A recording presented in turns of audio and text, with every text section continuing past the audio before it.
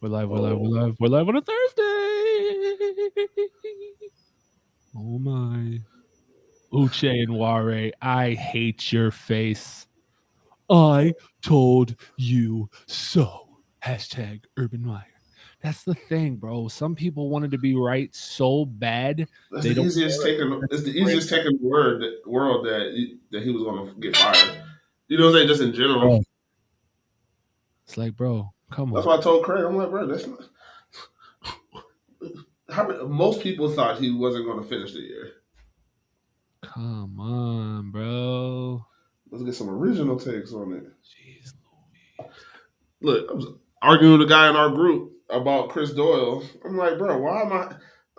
I'm not even arguing about or for Chris Doyle. I'm like, y'all gotta stop with that shit, bro. I guess some dude Jay Late something. I don't know. Like, he said he talked to Chris Doyle, but I don't know what Did capacity he he talk is. to Chris Doyle? Yeah, Oh.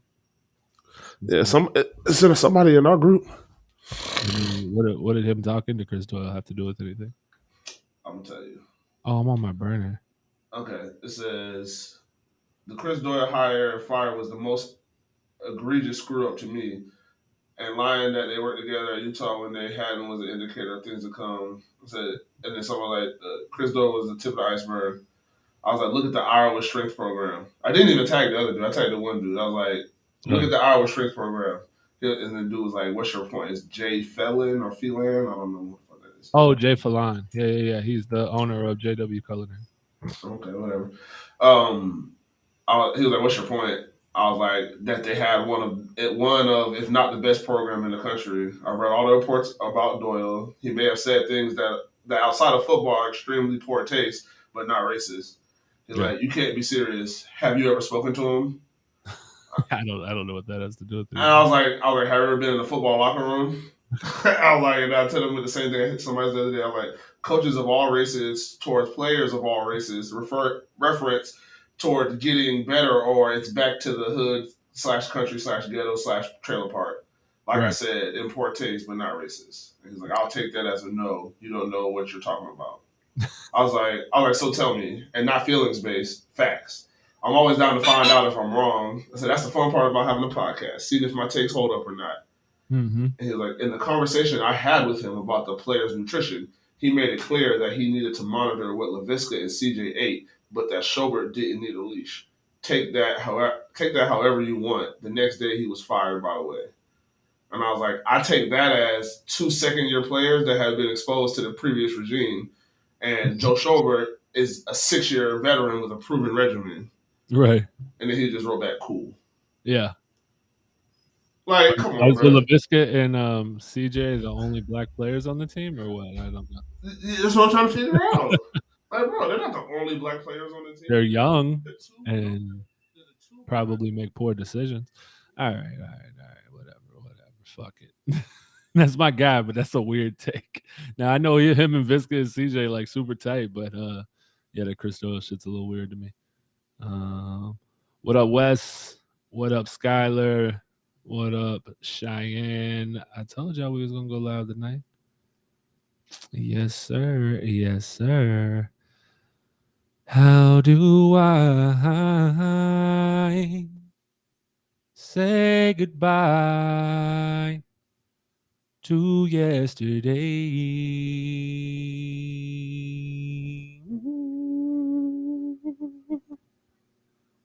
Urban Meyer got fucking fired. And now we about to win. No.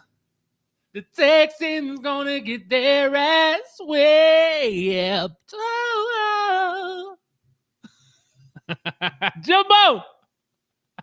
We're gonna have some fun today. I wanted to play the song, but I didn't want it to get fucking pulled again. I didn't want us to get copyright. Where'd you at? You muted yourself. Did you mute you? You didn't mute you, but you're not here. My shit off. I don't know how. I guess I turned my shit off on accident. But yeah, you got 22 seconds. But if it's not super high and we're kind of talking through it or singing with it, it shouldn't flag it. So I'm down to do it. It just makes me so scared. David, my dog in the building. You know what though? You know what we could say, fellas? We could say we went in person and saw an Urban Meyer game. Okay. Yep. I saw Urban Meyer coach a game, and I had never seen Urban Meyer coach a game before because I've never been to a Gator game. Yeah. I've never been to the Swamp. I've been to Florida, Georgia. Right. And I had never seen Urban Meyer coach a game. I'm trying to see who sent this comment. Concept fucking dumbest hiring and firing I've ever seen. I'm trying to see what that is. I don't see it. All right, whatever. All right, let's get this motherfucker started. Yo. All right.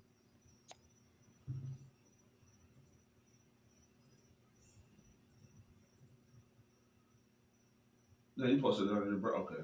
No, it's under your regular one, unless you just restarted it. What? Yeah, no, I did. I did. Yeah. I did. Where is... Did I delete that one? Oh no.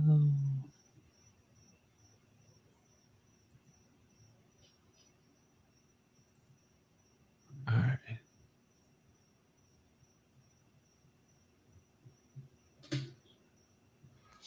All right, pre-show life. Smoking Urban Pack live on air. Smoking Urban Pack.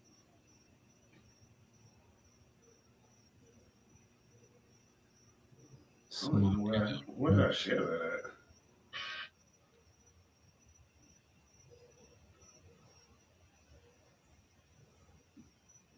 I just put it on the store, on my page. I need to put that everywhere I can.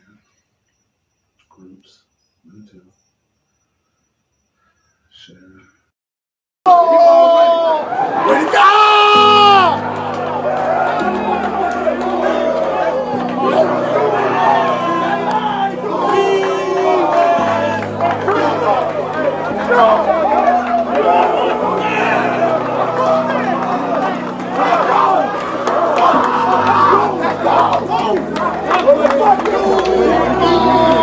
Let's go here, company.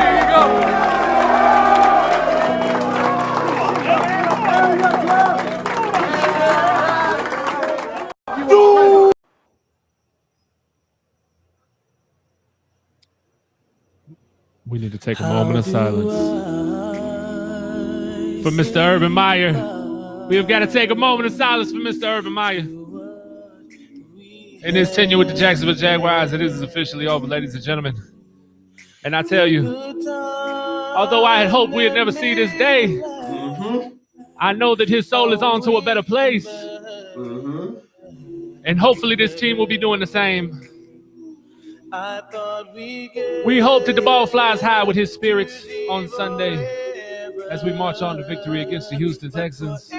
Oh my Lord, oh my Lord, oh my Lord! Preach.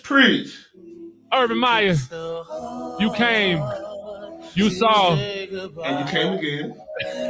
You stuck a finger in there, and then you fumbled, just like James Robinson. Oh my God! Now you're getting benched. Welcome to the Minute Till Podcast. I am your host, the Hot Take Hooligan, Agent Motherfucking K, and I'm rocking with the Cannabis Analyst, Agent Motherfucking J. As always, this episode is brought to you by the good folks over at MCG. Our group of talented designers can take your ideas and create something special. Been needing to wrap your vehicle to promote your business? Or maybe creating new business cards to stand out in your field. Maybe you're looking to create a memorable gift for a friend. Call us today and speak with a member of our staff and let us handle your vision so you can focus on what's important. Call 904-771-5855 or visit mcg247.com for more information. 904 Printing, your one-stop shop for all your printing needs. Flyers, business cards, banners, apparel, and more. 904 Printing has got you covered. Call for a quote today, 904-392-2139, or visit us online at 904printing.com. 904 Printing, we're just better, duh. 904 printing is just better. Duh. You know what I realized, Jay? You didn't even post on Twitter that we going live right now, man. I did. I posted earlier. I gotta do it now though. I posted earlier. We was having a show tonight. But yeah, I'm about to share it. But I was thinking while I was listening to the commercials, I was like, man, you know what? I was like, Urban Meyer ain't had no privacy while he was here. There was no privacy whatsoever. It was like he was just standing in a wide open, like his backyard ain't have no fence. You know who Urban Meyer should have called? Anchor Fence and Deck. You should have called my dog Jalen over at Anchor Fence and Deck, 904-859-5481 to get a free quote. Mention the Men and Teal podcast, and he go do something special for you. I don't know what it is. Maybe it'll give you like a magnet or some business card. Maybe something better. He might give you the whole fence for free. I'm not making no promises. I'm just saying what he might do. It ain't really no telling for real. Yeah, he's a businessman. He's not going to give you anything for free. I know Jalen like too. 2 panels. What about two? Like buy 100 panels. He might give you something to make you feel better about spending all the money you need to spend with them because they do great work. Great work. And they going to keep shit private. No leaks coming if Anchor Fence and Deck puts your fence up. So holla at them today. AnchorFence-Deck.com. 904-859-5481. Nobody holds it down like an anchor. Anchor Fence and Deck. Bro. Bro. So it's been an eventful 24 hours. Speaking of Twitter, let me go there. Let me share the link. Twitter has been good to us lately. Twitter's been fun. We've been a little active on Twitter, more so than recent. Where's my live? I don't see it. I was about to say, pull up the. I was saying that you gotta get a picture of us and post it on the. I'm going twit. I'm twit for twat. Twit twat. Twitty. I don't think it's twit for twat. Twit for twat. I mean, I want twit for twat. I could twit for some twat. Would you twerk for some twat? I'm not twerking for anything. I don't think. Really? I mean, I guess I could do like a white girl twerk if there's like some money involved. I guess like that's not because real. Now, what's the difference between a white girl twerk and any other girl twerk? It just depends. A regular white girl twerk is a lot of either just like back movement. But now if they got a fat ass, they just do like the little wiggle thing to make it shake a little more. But I mean, you're asking that question like you don't know the answer. I was trying to but it's the difference between mascaras and Passions. Passions, right? Yeah, right across, right next door. So have you ever been in Passions? Oh yes, I have, and there's been some lovely twerkers some nice white twerkers in Passions, but none of them could work over at mascaras. So again, an interesting 24 hours. First, the news breaks. Let's start from the top. The news breaks with the Josh Lambo story about. Oh man, sorry man, you kicked me, man. Fuck man, you kicked me all. God, don't you fucking ever kick me again. I'll do what the fuck I want. I'm the head ball coach. You hear me, goddamn it? God. You hear me, goddamn it? I'm gonna kick you. So Josh Lambo's out here hitting a full lunge stretch in the preseason. Urban Meyer walks up, kicks him, and tells him, "Make your fucking kicks, dipshit," which is the top 5 funniest things I've ever heard said by a coach. Incredibly hilarious. Takashi Lambo, man, that's crazy. And you heard what Herb says though. You heard what he said though. He said, "Hey, bro," he said, "Hey, anybody who's leaking anything, they're unemployed." And if they're here, they won't have a job. Like they're not here. They're unemployed. He knew what time it was. He knew Buddy was telling. He knew. He already knew. Mm-hmm. The Lambo situation. I was going in on Twitter. It was hilarious, cracking jokes, having fun with it. Overall, it was fun. I mean, it is kind of fun. And listen, I can separate that's gonna get him fired from the holy shit. This is hilarious. It was fucking funny. I don't care who you are. If you don't think it was funny, you probably shouldn't be watching right now because I'm about to make fun of Josh Lambo for at least the next 2-3 minutes because it's fucking funny. Keep in mind, Josh Lambo was kicking the game-winning field goal while my daughter was born. I had the TV on in the hospital. It was a fucking beautiful experience. I had the newspaper hanging on my wall when he beat the San Diego Chargers. I'll never forget Josh Lambo. Love Josh Lambo. Think he was a legendary Jaguar. This has nothing to do with that. This is just funny to me where we're at in today's culture, I've watched coaches body slam players. Mm-hmm. I've watched coaches flip, scoop, slam, drop a bitch on the neck. You're dealing with a level of testosterone, now typically not in kickers, but you're dealing with a level of testosterone that is far different than anything you experience in the regular world, which is why when certain people say things like, well, would you be okay with your boss hitting you at work? First of all, I would punch Susan in her fucking face. You understand me? I would knock her the fuck out. If she put her hands on me, I'm a power bomb that cunt through a table. That's not even optional. But we're not playing in the NFL. You're dealing with a whole different level of testosterone. If you come off the field, I grab you by your shoulder pads. I'm like, hey, man, what the fuck was that? You need to da-da-da. We're having a conversation. You yelling. I'm yelling. It's intense. Maybe you push me. Doesn't fucking matter. It's okay. You know what else I can't do at work, Jay? What's up? I can't protest actively. Can't do that or I'll get fired. Yeah. If I was to go to work and lie about my vaccination status, guess what would occur?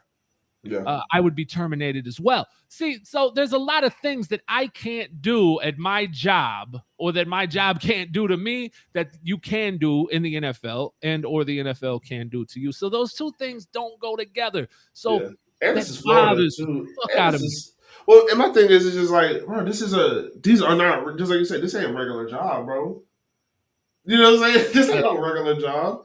This is people forget that this is sports. Yes. Which means it is entertainment.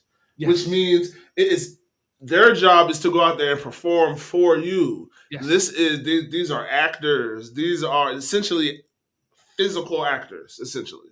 Correct.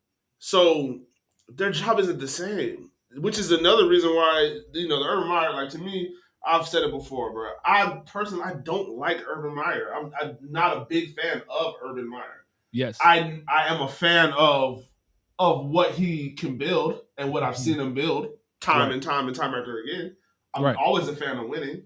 Yes. But when I'm fucking high, so I really don't know where I was going from there. You gotta give me another one. You gotta bring me back. This is a really good shit. Because I didn't even want to talk about Urban. But where was I going from? So I'm tying it in to Urban. Urban kicked the guy. I don't Hey, you said, can I bring it back? Yeah, I don't know where the fuck I'm trying to remember I was bringing it back. But shit, I don't even know what's bringing it back to, bro. Look, basically, at the end of the day, what goes on in a football practice, the things that are said in a football locker room, they're not acceptable anywhere else other than a football locker room. Oh, yeah, that's what I'm saying. It's not a regular job. So that shit shouldn't be what I'm doing outside of a regular job shouldn't be looked at as the stuff that goes into me having a regular job. There's things that I can and can't do.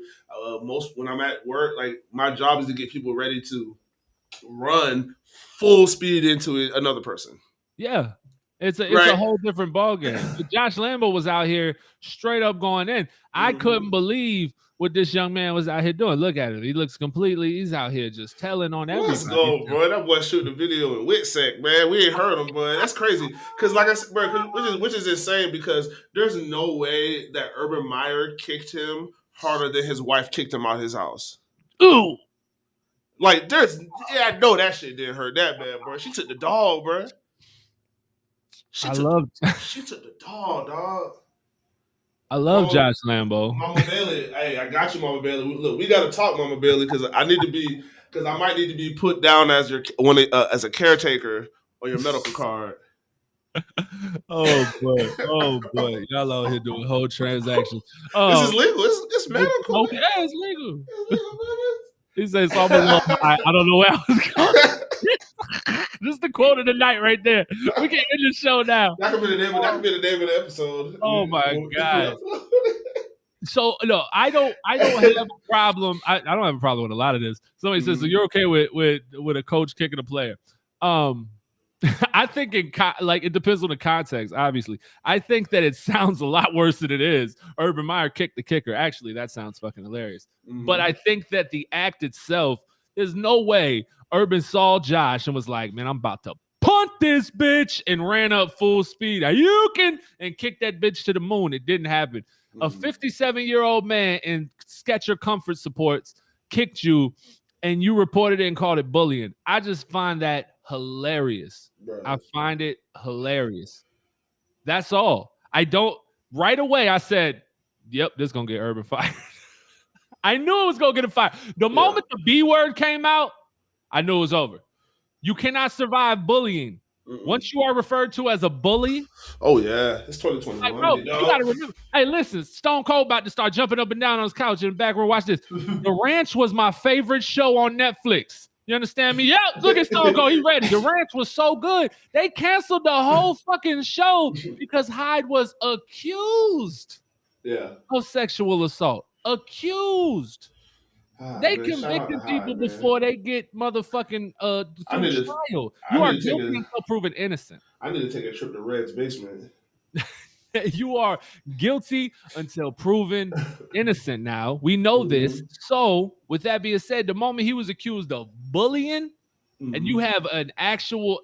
Bro, shout out to First Coast News. They was at Josh Lambeau's house within like 3 hours with a whole setup. Well, you know, we have, they have people like little correspondents and shit. But so they could get people there, but yeah. Yeah, no, they were ready to go. That shit was beautiful. Beautiful. So you kicked the kicker, and like I said, I'm almost positive it looked a whole lot like he's walking past everybody, talking to him, and it was probably in a joking manner. Josh Lambeau has been on a slope downward for quite a while. He also seems like the type of guy where if he doesn't like you, and you would be like, "What's up, bitch?" Like jokingly. Like when I call you and I'll be like, "What's up, bitch?" Like if I was to call Josh Lambeau, "What's up, bitch?" and he doesn't like me because of my personality, he would be like, "Oh, don't you ever call me out of my fucking name again." And then at that point, I'm like, "Fuck you, I'll slap the shit out you, pussy." So that's I assume that's what happened. I think that there was an issue between Josh Lambeau and Urban Meyer far before he got kicked in the back of his hammy, because when he went to the NFLPA, that was in May. Yeah. That was in May. Okay. This incident couldn't have happened until August. Yeah. So something occurred prior to that. Maybe it was a meeting, whatever it was, upset Josh Lambeau at that point in time and gave him a certain perception of Urban Meyer. They weren't meshing from the jump. So I'm sure it was a lot more like Urban walking by, kind of gave him one of those, bam, kicked him a little bit, like not hard, not trying to hurt you, but get your attention. Like, hey, make your fucking kicks, dipshit. Like, and I'm sure he didn't really mean it in that manner, but it's fucking funny to me. Either way, I knew he would get fired for it. I knew it was over. It's done. There's no way he could survive that too. Yeah, and it was just funny because, like I said, you put the shit down. You put the shit last night in before you went to bed last night in the group, talking about just practicing. Yeah. Only thing you got wrong was Charlie Strong and Charlie Strong. Yeah. Charlie Strong with Darryl Bevel, and then after Sunday. Yeah. I really thought they would wait till Sunday just because how late it was in the week. I understand why Shad didn't wait because he had already kind of stated this whole evaluating the situation, blah blah blah. So if you wait more, I guess that's what they were, and that's what I feel like people were doing. That's why I'm there like, oh damn, he's not gonna fire him now. Okay, whatever. Damn, he's not gonna fire him now. Okay, whatever. Damn, you're not gonna fire him after this shit with the you're not gonna fire him now. Man, fuck it. Somebody gotta put a name to something. Somebody gotta put a fucking name to something. You got 30 seconds. And here comes Josh Lambeau with the cape on. Oh yeah, I'll do it. Josh Lambeau with the Captain Save-A-Ho in this bitch. Yeah, fuck ass. And he came in and you know what? He won another one for the Jacksonville Jaguar organization. Because I said numerous times on this show and on UCF Jaguars show the other day, I didn't want to fire Urban not because I supported Urban Meyer, but because I didn't want what was going to come along with it. And now, as this has already occurred all day, exactly what I said would happen is being discussed. And it's the possibility of losing Joe Cullen is very strong. And people are now, they're like, I really hope that this doesn't happen. They said, well, he's in a good position to get retained. And Leon Searcy said, and I quote, well, he better interview really well because other coaches already have their guys. And that was my whole point. So hopefully whoever comes in, like hopefully it is a Byron Leftwich. Hopefully it is one of those guys who are taking over for the first time, because then they would be more apt to keep a defensive coordinator who's already successful. Yep. If it's a Doug Peterson or somebody who definitely already has their guys established, they're more likely to bring them over. So we'll get into all that. You know, there's going to be a lot of Urban Meyer talk today. Obviously, it's been like that on every fucking station, everywhere.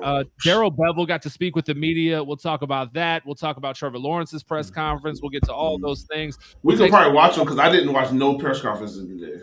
You didn't watch any of them? That's a long time. That's a whole lot of press. That's 3 press conferences. You're killing me, Smalls. I mean, we are a long form podcast. I planned on going for 2. I planned on going for 2 hours. It's a regular show. You got so much to talk about. You don't have time to watch 3 fucking press conferences. You know how long Darrell Bevell's press conference was? Man, fuck Darrell. I don't want to watch Darrell Bevell. I want to hear Trevor. And I heard it was Shaq Griffin. Nah. Hey, listen. I erased the fuck Darrell Bevell because I was like, man, that probably, that shit was hilarious. Oh, he was going crazy. So they started off by asking, like, how are you doing? He's like, well, what did he say? He was like, pretty great. Like, it was hilarious how it started. And then I believe it was Mark Long. Mark Long said something about, I've done the math. You have the ability to have a better winning percentage than the coach that was fired that you're replacing. That's for the first time ever. And he just goes and shakes his head. I'm not going to speak on that.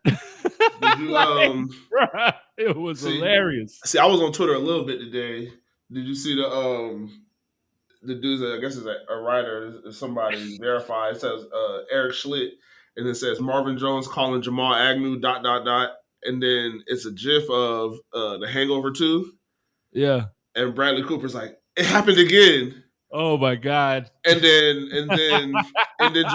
Jamal Agnew retweets it and puts deja vu, and that's his retweet. That is hilarious. Did you see? I don't know what you was doing. You was doing what you was doing, or you was driving, or you was just I hadn't been on. I sent you the shit on Messenger because you're supposed to get your messages on Messenger. Yeah, what? But to go into the fucking Twitter Spaces today. That was today? Man, they went. It was. What do you mean it was today? The motherfucker got fired today. Yeah, no, but I thought it was. I didn't know if that was last night or what. That Lenny was. I listened to it a little bit. I mean, I listened to it like afterwards. Oh, they let you go. First of all, Twitter Spaces is fucking fire. I didn't know this was a thing. You can go back and listen to them. And no, somebody had posted like clips of it. Okay, because I have a clip. I got a clip of when they asked. I guess they asked them about Byron. Yeah. That's some of the shit I saw. Okay. Yeah, that was dope. Twitter Spaces is dope. I never heard of it, never used it. I wanted you to, because that's what I was telling you. I was trying to send it to you to do that because I wanted you to get in there. I almost was in there listening. Yeah, I almost got in because they had it the other day. Like right after the game. Fucking buddy, what's the name was in there from Barstool? Yeah. That shit, bro. It was a decent little spot. And, you know, they love Urban, so he was still saying he was talking his shit though. I got that part too. He was talking his shit. He was like, I still feel like Urban didn't get a fair shake. They, you know what I'm saying? They already most of the media already hated him. He didn't give him access. They did it like, you know what I'm saying? He was going in. So Mark Long tweeted out 3 hours ago, and I find this interesting. He did say this in the presser. Darrell Bevell confirms that Urban Meyer actually left the Jaguars facility after practice yesterday, never returned, never talked to anybody, leaving the staff to prep for the game without him. Heard they were in the dark as to where he was and what was happening. They had no idea. So I wonder if it was brought to his attention already that, because, you know, Tom Pelissaro said he reaches out to the people when he writes an article like that before he actually releases it. Like, hey, just so you know, this is a piece I'm dropping. This is what it's about, just so you're not blindsided. I wonder if Urban was notified ahead of time that, hey, this is what I'm about to drop. And he was like, oh, shit. Well, hey, Shelly, let's go home and pack. Let's go home and start packing because it's about to go down. and that's exactly what it did. It went down. It went way down. And now we are in the weird limbo of Darrell Bevell taking over the team. And I know I said Charlie Strong, but I kind of felt after saying that, I was like, you know what? It probably won't be Charlie Strong because that's his boy. Like, if I were to get fired and you and I have similarities and we feel the same way about things and we have the same kind of outlook overall, we may approach it differently. But if we have the same beliefs, they fire me, they can't fucking promote you because you're going to be doing the same thing just in a different manner. So I don't think they could just be like, hey, Charlie, you take over. Plus, he never ran an NFL team before. Darrell Bevell was a little more well-equipped to do it. But I just didn't see. After saying that, I was like, you know what, Charlie Strong probably won't be. No, I know what I watched. I was at work, so I wasn't high then. I'm a responsible adult. So but I just didn't really have time to watch them. But I did listen to some stuff. I listened to the Twitter Spaces. Y'all heard him. Yeah, man, it's just cool. We can keep moving. But hey, let's get Stone Cold Steve Boston in right quick. Let's hear what Stone Cold has to say. Stone Cold got to give me the bottom line. Because we don't know what Stone Cold talk about. Real quick. Hold on. You know what? But I don't know. You gotta play the You know what? I should have been ready. Rapid City. Listen, if that's one of y'all calling me, y'all gonna have to hold tight. Rapid City, South Dakota. Y'all gonna have to wait because I'm bringing this Stone Cold. I don't have the phone number posted, so I don't know how they did that. Anyway, we gonna bring in that guy, Mr. Stone Cold, Steve Boston, to talk a little bit to the folk, right? Quick, you know what I'm saying? No, I don't, because they gotta always play an ad. Why they gotta always play an ad? Always fucking ads. I don't have ads on my YouTube. I need to take that off. Oh, you're tripping. You're fancy, huh? Nah, that's just $10.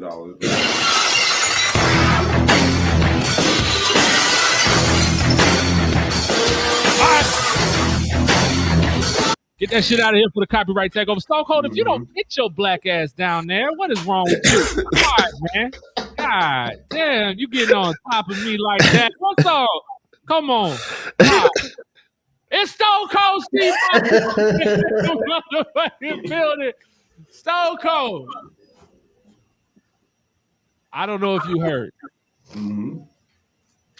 But there's been a coaching change in Jacksonville.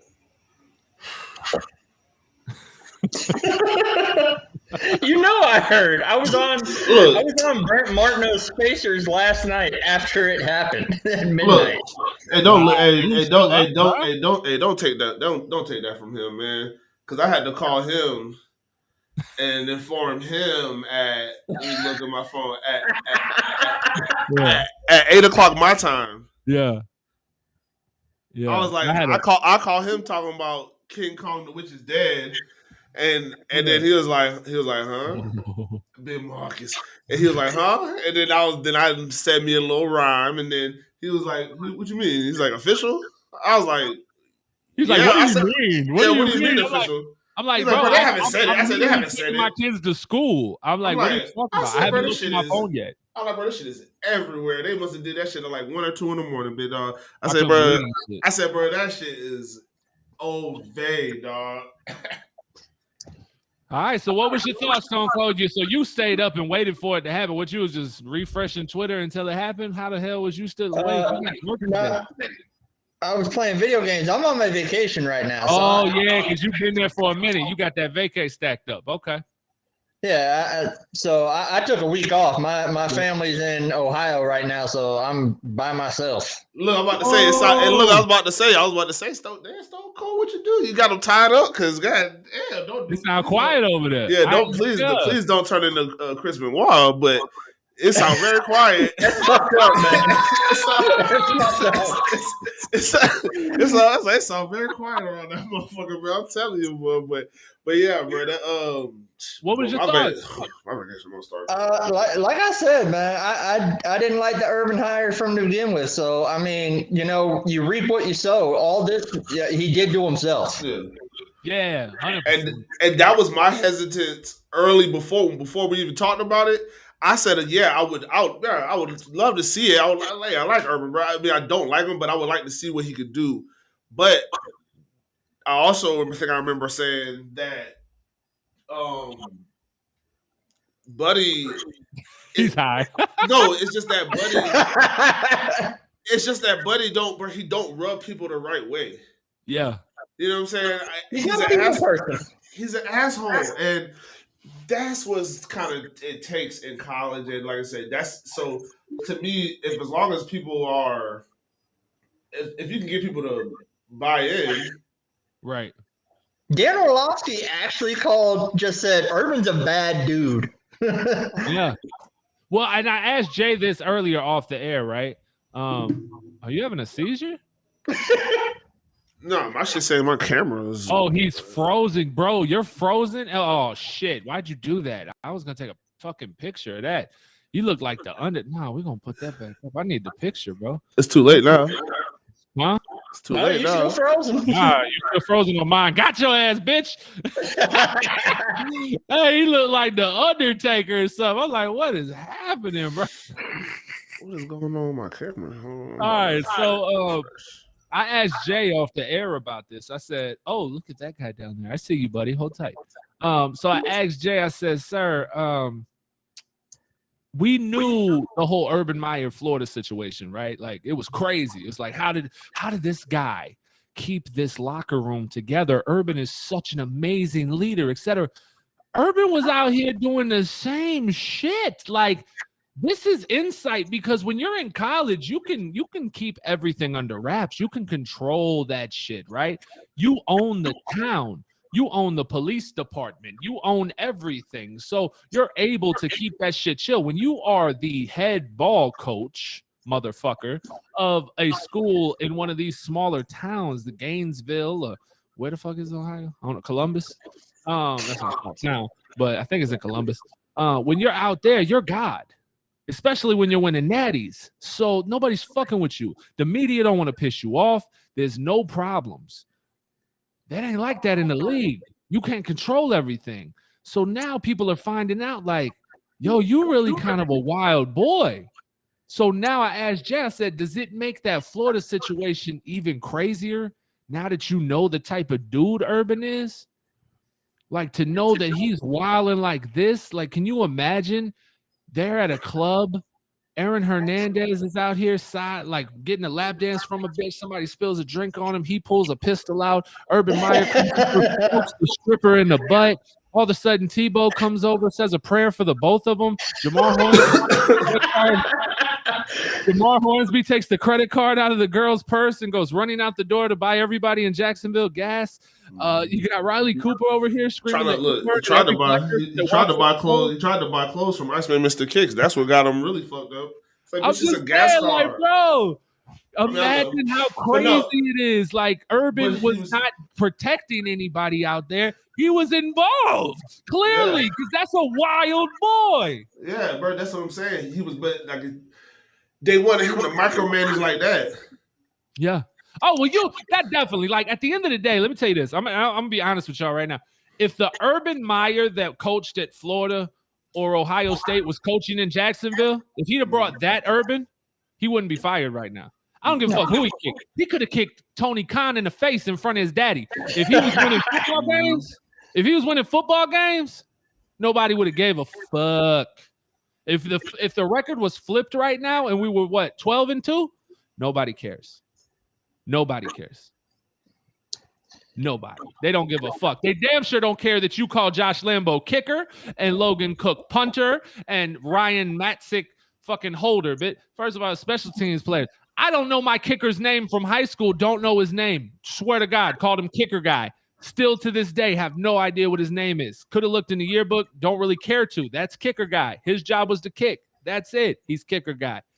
So I'm just saying, bro, like, if he's winning, it's a different story. You can't have this type of controversy with losing and then all the constant and just terrible things he would say in the press conferences. You can't have it and think you're going to be successful. Mm-hmm. The moment that news broke about Josh Lambo, I knew it was over. So I'm going to be right back. Yeah, you're good. So my thing is just Basically, yeah, you're 100% right. We found out the truth about the person he is. And a lot of people call him a liar, an asshole, a prick, just arrogant. And they made it a point to say it on the show, one of the shows today, power hungry. Right. And we know you can do that in college. You're the king, the czar. You run everything. You can rule with an iron fist. Can't do that in the NFL unless you pile on the W's. Because Belichick can do that. Mind you, he does it up to a certain point. He doesn't go too far, but he has the resume and he gets his team to win. That's why he can do it that way. Yeah. But when you're unproven and you just got this long streak of losses and everything, nobody's going to let you get away with that shit, because you have grown men that make as much, if not more than you. Yes. Now I'm glad you brought that up. So the as much the amount of money the man makes. I think one thing that I was telling Jay earlier off the air, I don't think they will have to pay Urban Meyer. No. I don't think there will be a buyout. Urban Meyer violated conduct policies, not just of the Jacksonville Jaguars, but of the NFL. Bullying, assault, whatever you want to call it, bro. And I know it wasn't assault. I know. I'm laughing at the fact that Josh. But that's what they're going to do it as bullying. But that's what they're going to. Yeah, but that's what they're going to say it as. They're going to say, "Oh, you assaulted a player." Yes. Yeah, it's right for dismissal. You don't have to worry about it. That's it. Yeah, you're good. You're good. So. Josh, and I think Khan timed it right, because the firing happened after an owners meeting. Right. Last night. Oh, so he was probably getting a 4-1 and he was over there like, hey. Did you think? Hold on. Do you think they had a regular? Was that already a regular owners meeting, or they were like, okay? Yeah, it was scheduled. That was already scheduled in Dallas. Okay. And then AEW had an event there, right? Same day. Yeah, I believe so. Yeah, AEW had an event there. Money. And that's what's funny. That's how you know. And you, like somebody said, Urban Meyer got fired via phone because Shad Khan was there at AEW. Tony said it. Tony came out and said, give a round of applause for my father. He's here tonight. And they clap it up. He had just got fired right before that. So Urban got fired through text, dog. A phone call. But they said lawyers were already involved. Yep. Shad already had his attorneys involved. I am positive they will not. If they pay Urban Meyer anything, it's because Shad is still fanboying over him slightly. And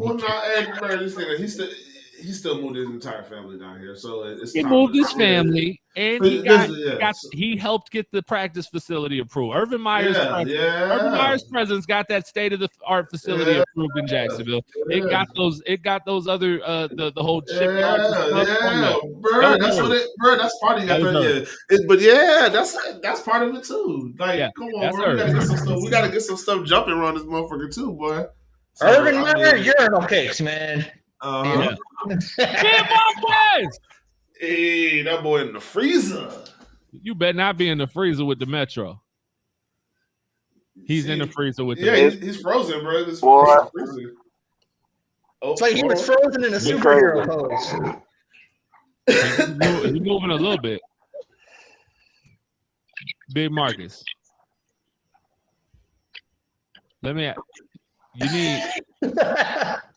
You need me to add you to my phone plan? Hold on. I'm going to get you a line. I'm going to give you one of my extra lines. Yeah, we're going to do that right quick.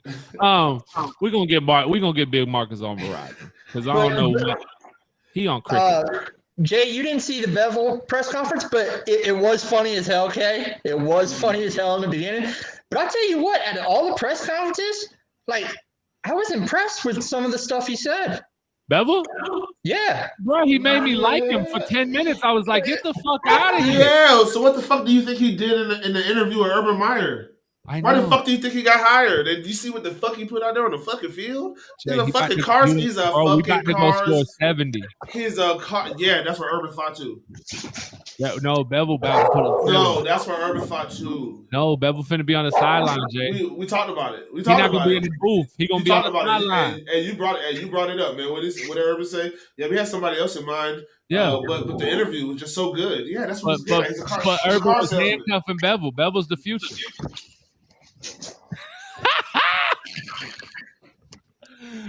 Oh, that would be the Jaguar thing to do, boy.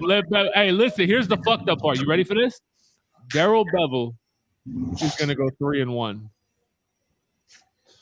We're not about to win no more this game. Darrell Bevel's about to go 3-1. He's going to beat the sorry-ass Texans. He's going to beat the sorry-ass Jets. He's going to lose to the Patriots, and the Colts ain't won here in 5 years. This motherfucker going to fuck around and go 3-1, and he going to wind up getting a goddamn job. Trevor Lawrence about to go out here, throw 3 tutties a game, 300 yards. We go fuck around and have Darrell Bevel as the head coach next year. Thanks a lot, guys. But I tell you what, like right off the bat, one of the first questions. So is James Robinson starting? Yeah, he's our starting running back right off the bat. What's the deal with James Robinson? My man said James Robinson is the starting running back, and he will be treated as such. I was like, that shit is pussy though.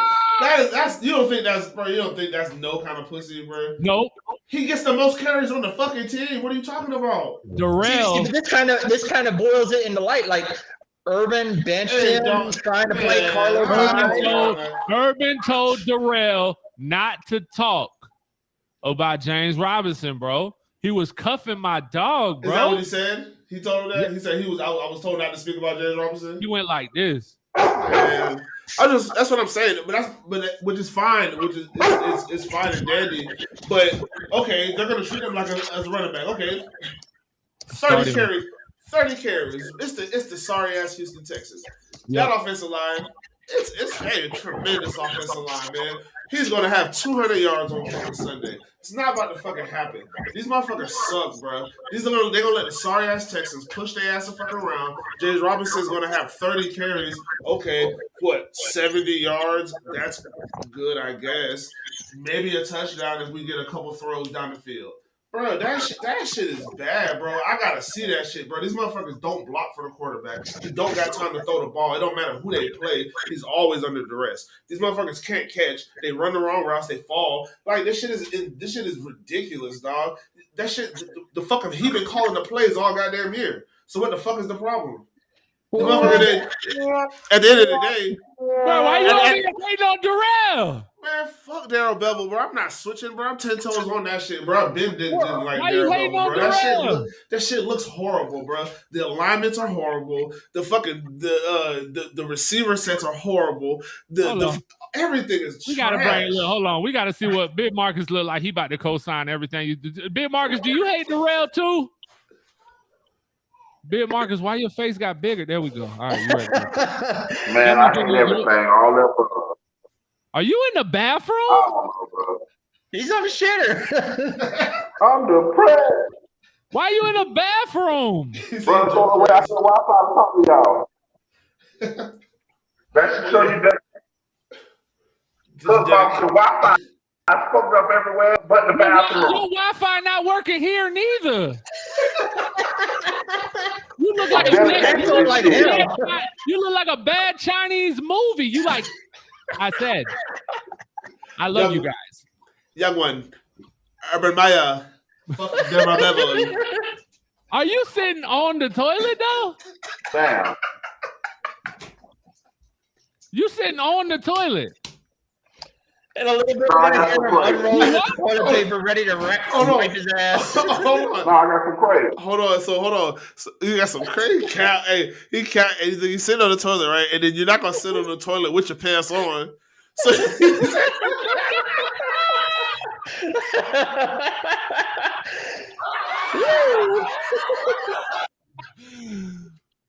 bro.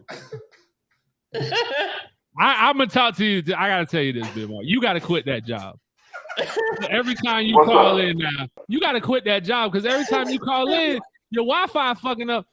listen. If you, I gotta get some more money, bro. The world is all. yeah, but you talking about get some more money, but you still got the Cricket Wireless phone that's fucking up the internet. You work 2 jobs. You can get Verizon.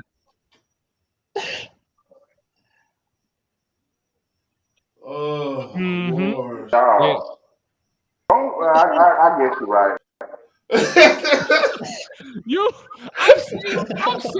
I've seen your truck, bro. I've seen your fits. I've seen your jersey collection. Like, don't you sit here and tell me like you are a grown ass man. It is time to get off of that shit and stop buying prepaid cards, bro. It's time to go on, bro.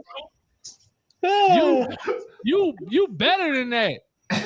And your Wi-Fi gonna be better than that. About T-Mobile. What you talking about? Nah, you gotta get the real T-Mobile though, big dog. You got Metro T-Mobile. You don't got that's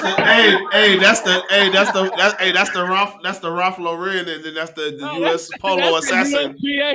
That's the Polo Assassin. USPA, man.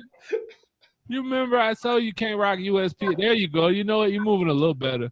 Big Marcus, just call in, bro. Call in on the regular phone. Call in. Go ahead. All right. Yeah, call in. It ain't even just the Wi-Fi and the fact that he's delayed. You're off. I can't see he's still talking. Yeah, but fuck Daryl Bevel. Call in so you could talk. No, yeah, it is fuck Daryl Bevel. I'm joking, but I will say this. When I watched the presser, I'm being 100% honest, no jokes. It was impressive. He's a used car salesman, bro. That's what they fucking do. It was good. I don't consider him a used car salesman. If he sells that shit to the players and they perform, I don't fucking care. And I'm saying this because I honestly believe this is what's gonna happen, bro. I really believe we about to go 3-1. Okay. I don't know who this is. This is the 3rd time they've called. If this is a bill collector, I'm finna fuck them up. That's right. Call from Cheyenne.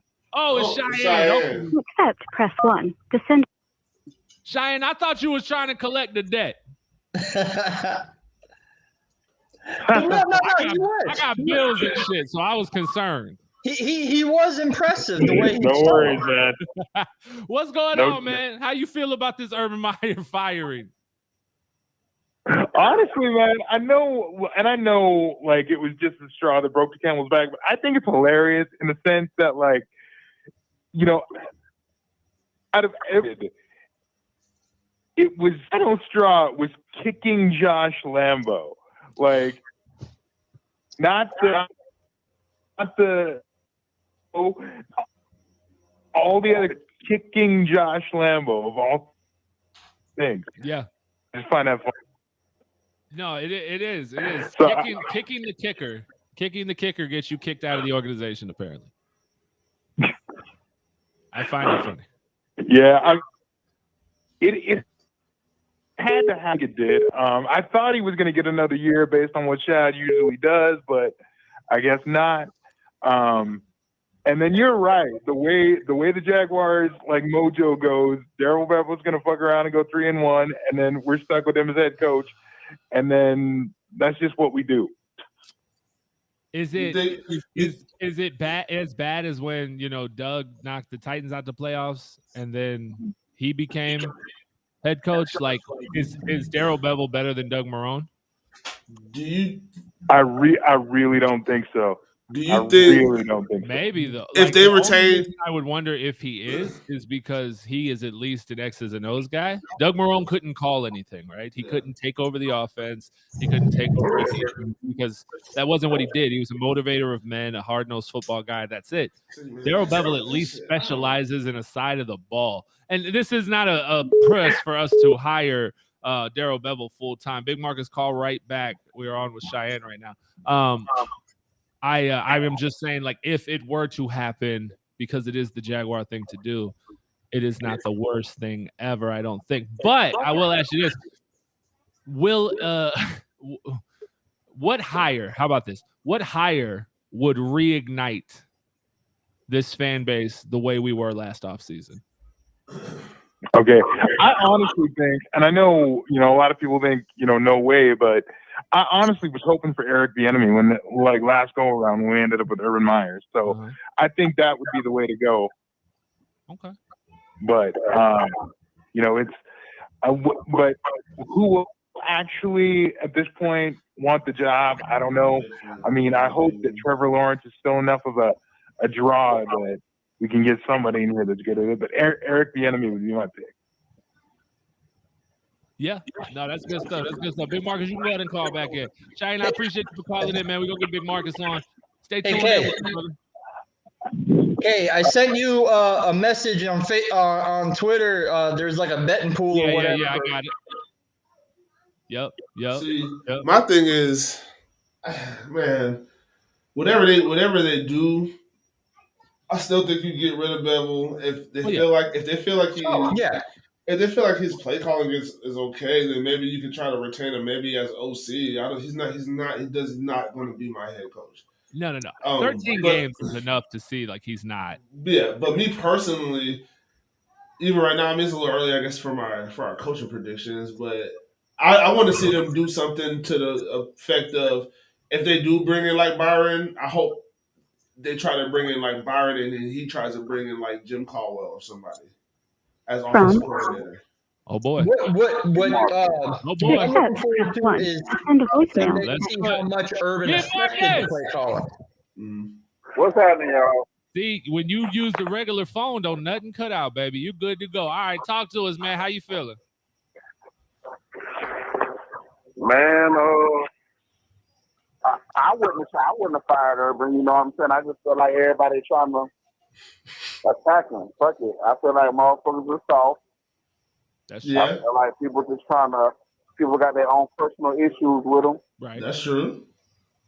And at the end of the day, I know Shad Khan, I don't think if Shad Khan had a heart wanted to let Urban go. Right. But he knew, man, I can't keep this shit. I gotta let you go, cuz. So what would have been? I don't let you go. No, what would have been the final straw for you then? I mean, if after everything that's come out, after all of these issues that have come out, and granted, a lot of them didn't have any proof until now. I feel. Oh, look, we got this little clown in there. Block, pussy. Fucking garbage, pale kid. Man, I wouldn't have been no final straw. I would have rolled this thing out in recess during the off season. For real, I would have recessed this shit during the off season. You would have kept been no firing. You would have just kept him through the rest of the season. Yeah, because I need to see that proof. I mean, motherfuckers can talk all day. I want to see this shit. It looks like a lot of proof now. I mean, okay, first of all, remember this, right? Lambeau reported this when it happened to the organization, okay? Reported it to the NFLPA and all that when it happened. So they did an investigation on it. I believe that we don't know, but whatever they found wasn't necessarily enough to move forward away from Urban Meyer at that point. But obviously, they found out there was some truth to it. Otherwise, Shad Khan would have been on his side right now, would have come out and said, no, we investigated this when it happened. This person said it didn't happen. This person said it did. There was none of that. There was none of that. Nobody stood up for Urban. Nobody. And I feel it, and you know what? I think about this. The power Urban Meyer had over that locker room is insane when you think about it. This guy in 2021, where social media is at an all-time high for usage, where there's so many different platforms, burner accounts, anonymous source reporting to the media, all these different ways to get information out there when you are sick of shit. Mm-hmm. And none of these players chose to do it other than Josh Lambeau. I find that super crazy. And before I was like, there's no way. But now, after watching Marvin Jones' press conference finally from yesterday, it's like 2 minutes. You could see he was frustrated. And then that comment at the end, that first of all, he didn't want to answer the last question. He tried to get out. He asked her, do I have to answer? Okay. And then he answers that, dodges the question completely. Well, he said, "Am I done?" And then he goes, "Yeah, like, am I done?" Like, okay. And then he goes, I just saw the elephant in the room back there, and he just walked out, so I'm out. Who do you think he was talking about? He's probably talking about Urban back there watching him while he was doing the press conference.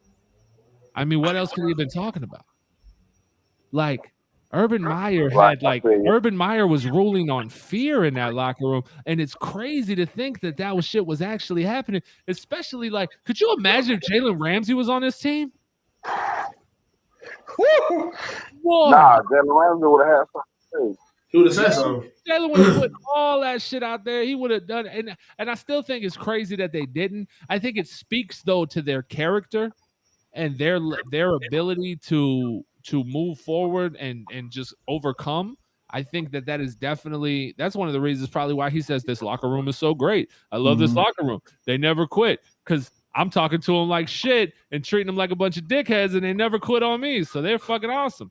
Like, bro, I was on the give Urban Meyer another year thing, because I feel like that's just how you should operate. You should never just cut a guy too soon and let him go. I feel the same way with quarterbacks, with almost all players and coaches. But it's unfair for me to say fire Darrell Bevell because of what he's shown me these last 13 games, and not say fire Urban Meyer now after all of these incidents have finally come to light, after all these things have been reported. They can't all not be true. Yeah. So. Yeah, I get it. I mean, at the end of the day, you know, I want the locker room happy at the end of the day. They look happy now. They're dancing on the field. Yeah, they dancing on the field.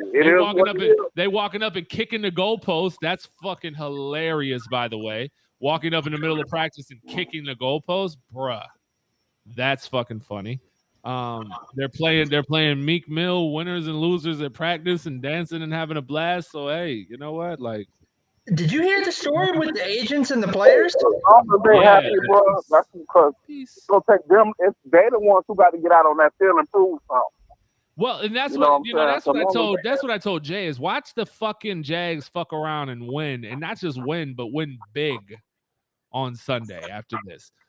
Do you know, like, what does that do to Urban Meyer's legacy? If we fuck around and win. Council culture, bro. He's not even gonna get on. He's not even gonna get back on Fox. Oh no, ESPN, none of that. Not for a while. Not for a while. He'll come back, I believe, at some point. At least about 5 years. 5 years, really? Sheesh. Bro, I don't know about 5 years. Bro, that man's gonna go in the hiding for a minute. He's gonna probably grow his beard out and everything. He ain't gonna even recognize who he is. I don't know about 5 years. He's still God in the college world. Like, he can go back to Columbus right now and be Ohio State's, whatever. He can be a recruiter at Ohio State. He'd be fine. That's what he is. He's a salesman. Yeah. I don't know, man. Like, it's all a bunch of, I don't know, man. Like, bunch of hootenanny, I do feel like. Man, it's just a bunch of bullshit. Oh, yes. Because motherfuckers said Urban Meyer was coming to Jacksonville. It was a target. Paul Feinbaum, I love him to death, but he was one of the ones. Like, Urban Meyer is a liar. He is not gonna like it started so like these guys was coming at this man so heavy from day one. Before the man even signed with the Jaguars, people was just talking, like, right. So I kind of feel like that played a part in the shit for real, because he hated like there's people in the NFL who hate that man, like, for real. I don't know what the fuck he did. I don't know what he did or who he pissed off, but it's a lot of upper people in the NFL that just don't fuck with that boy. Yeah, that's true. Don't fuck with him. That's true. That is true. So who would your next head coach be, Big Marcus? Before we let you go, who would your next coach? Before y'all let me go, everybody said offensive minded, so I wouldn't mind like a Josh McDaniels, but I'm gonna tell you like this. Right. If the motherfucker Pittsburgh Steelers say fuck Mike Tomlin, Big, I'm on Mike Tomlin ass in first quarter. Not even 1 minute. I'm not even a minute into the game. I'm on Mike Tomlin ass. You hear me? I hear you. Straight up. Like, that's it. It is what I know. Everybody want an offensive minded coach, but shit, this man gonna come get the job done. And plus, he gonna look good in the ceiling black Omar looking ass nigga. He said who? Who's it? Tomlin? And people gonna get right off rip. I think he need a new fresh air anyway. It's time for him to just, you know what? I think his philosophy in Pittsburgh has wore itself out. And the same no more. He need to get rejuvenated. Yep. I'm not coming to do all the turn this program around. It's proven you can. He's a proven winner. You done proved the shit before already that you can turn around a consistent winner. Yeah. Consistent. Tomlin or Josh Daniels for me. I'm not sold on Byron Leftwich. I'm not sold on Eric Bieniemy. Byron Leftwich has one of the greatest quarterbacks to ever play the game. Like, for real, like, I don't know how his development will translate with Trevor Lawrence, and I really just don't know about Bieniemy as a coach anyway. I think Andy Reid is the one who's running that ship over there. He just got an coordinator position just to make him look good. You know, make his resume look good, I feel like. So, I don't know. All right, man. We appreciate you for calling in. We appreciate you, dog. We're going to keep rocking and rolling, man. Stay rocking with us. Well, look.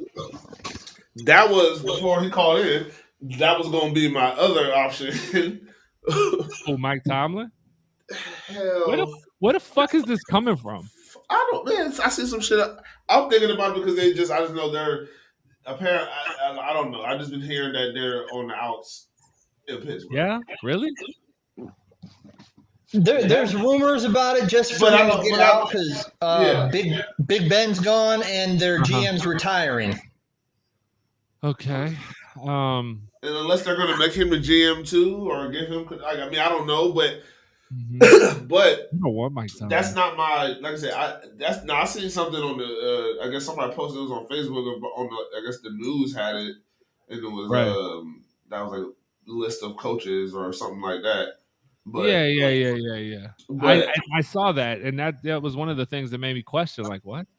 Because I just don't understand. Now, Stone Cold, being the great guy he is, he sent me over a list of what the betting sites have. Apparently, Byron Leftwich being hired as the next Jaguars head coach has 4-1 odds. Kellen Moore 5-1 odds. Darrell Bevel 11-2 odds. And by the way, I have no idea what any of that fucking means.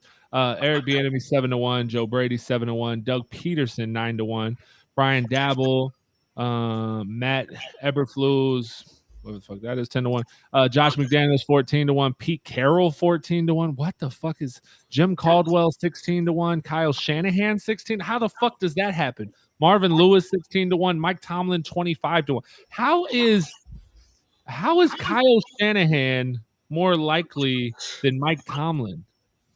Yeah, I have no idea. Isn't he the head coach of the 49ers? And they're doing fine. And if you think John Lynch is letting go of the Magic kid, like, you're out of your fucking mind. What? That's and crazy. Mike Tomlin will die a Pittsburgh Steeler. I don't think there will be any way how he leaves Pittsburgh. Marvin Lewis, are you shitting me? I don't want Marvin Lewis anywhere near my football team. Fuck no. Pete Carroll? They're going to fire Pete Carroll? Really? There's talks. If you think that anything that's going wrong in Seattle right now is on Pete Carroll, you're fucking crazy. Pete Carroll is one of the best coaches this league has ever seen. Pete Carroll, I mean, it'd be great to get him. Pete Carroll is fine over there. It's clearly they have some personnel issues. They've made some mistakes. That doesn't fall on the coach. That falls more on the GM. But whatever. Either way. Josh McDaniels, yes. I would love Josh McDaniels. That's an interesting situation, though, because does he sit around and wait for Bill to retire, or does he go somewhere else and take a job? Does he finally take that leap and actually stick and go? He don't leave. We don't leave after, because he left after a year in Denver, right? He No. was there a couple of years, and it bombed on him real badly. Yeah, but he started 6-0. Like he started good, right? Well, he started good, but then I forget what the reason was, but it just went downhill quick. But he made it to the playoffs, yeah? Yeah, with Tim Tebow. Yeah, with Tim, yeah. Oh man! They're not. They're not gonna be like, oh no, Tim Tebow started quarterback. What kind of? If he doesn't have Bill Belichick there, he's not gonna be able to make any decisions. I don't want Brian Dabble. I don't want Dabble. No, he's strictly passing. I need a running game. Yeah, Doug Peterson's cool. Joe Brady got fired before Urban Meyer. Not sure how I feel about that. Eric Bieniemy, I haven't been sold on him since before. I think people need to realize that. Yes, he studied under Bieniemy, or I'm sorry, he studied under Andy Reid. That doesn't make him Andy Reid. Yeah. He doesn't call the plays. Well, actually, Byron calls the plays. This year, he's actually the play caller, but you see the offense struggling now. It is struggling. He's actually the play caller this year. And the Kansas City Chiefs offense is struggling. Yeah. Unless Andy Reid says, fuck that play, I'm calling this play instead. And I'm pretty sure he does that a lot because he's the actual play. He's the head play caller. Andy Reid's not giving up play calling. He's the puppet master. Man, Andy Reid is not giving up play calling duties for real. Not completely. No, I can't believe that. I believe they sit down, they handle scripting meetings. Andy has a ton of input. I'm sure that what Bieniemy says now and how he's been with Andy for a while now, so what he goes to call is probably what Andy would have called more than likely. So maybe it doesn't get overridden, and so he trusts them. Yeah, but I'm not saying that Eric Bieniemy is not a good coach. But the thing is, regardless, if you're running the same shit that he's put in, if you're not changing nothing up, if you're not having your own identity, this is why teams are figuring you out. He's running the same goddamn offense you've been running for all these goddamn years. Right. And that's why the Chiefs are struggling because everybody's figured them out. Mm-hmm. Well, I mean, you can thank after the Super Bowl. And guess what? And I don't want no offense. I don't want no offense that the motherfucking league figured out. Yeah, you could thank the Bucks for that. They figured it out. Tampa gave everybody the blueprint. Yeah, what's the name over there? What's Buddy's name? Why can I see? I see his face in my head right now. The defense coordinator, dark skinned dude. Todd Bowles? Yeah, Bowles. Bowles did it. I wouldn't mind a defensive coach, but you got to get a good offensive coach, offensive coordinator. I don't fucking want him because you can't go get a good offense coordinator because the problem is if it's a good offense coordinator, he's not going to be available. So you're going to be trusting one of these college guys to come up, or you're going to be trusting one of these quarterbacks coaches that are the next. I was about to say, yeah. I was about to say. I said, I don't want Kellen Moore, but you don't want him as the coach, like head coach. I wouldn't super mind it because I do like how their offense moves, but they have a lot of kind of. It's Dallas. I mean, they have some horses out there, so it's like but they ain't got as many horses as Bieniemy's got. They ain't got as many horses as Leftwich has got. Oh yeah, definitely. I would say they're the top three names. I would say that Kellen Moore, Byron Leftwich, Eric Bieniemy are the top three names. Out of those three, Moore has the least talent. Yeah. Dan, I throw this at you. Yep. Because we know we need to revamp the wide receiver room. Yes. You get Byron Leftwich. Yes. Who's able to get Chris Godwin to come over? Yes. Yeah. And with the thing with Kellen Moore, he's only 33, so he's really young. Yes, I like that. But who's able to get Michael Gallup and Cedric Wilson, wide receivers, to come on over? Yeah. Yep. No, I agree. That's that's the thing. And all of those things make a ton of sense, and it's good. Is McCole Hardman coming up on? Is he done this year contract wise? I feel like this it's got to be next year. It's either this year or next year. Yeah, it's got to. Because you could get that with Bieniemy. You could fuck around and get McCole Hardman over here. I mean, he's not as huge, but that's a fast, bad man right there. I have to have an offensive coach. Yeah. Oh yeah. Wait a minute. Big Marcus with the bomb. What about that? How about 2017, they actually did good, but you got to figure the quarterback situation's a lot different. Yeah, but that's why I haven't seen that name. That's why it was shocking to me. I've seen it, but Yeah, some people posted Nathaniel Hackett as a suggestion. I mean, he's probably a hot name right now. It is the Packers. They've been super successful since he's gotten there. yeah, it's Tom Brady. What? Huh? What? Tom You Brady? mean Aaron talking about Aaron Rodgers? Aaron Yeah. Rodgers? Yeah.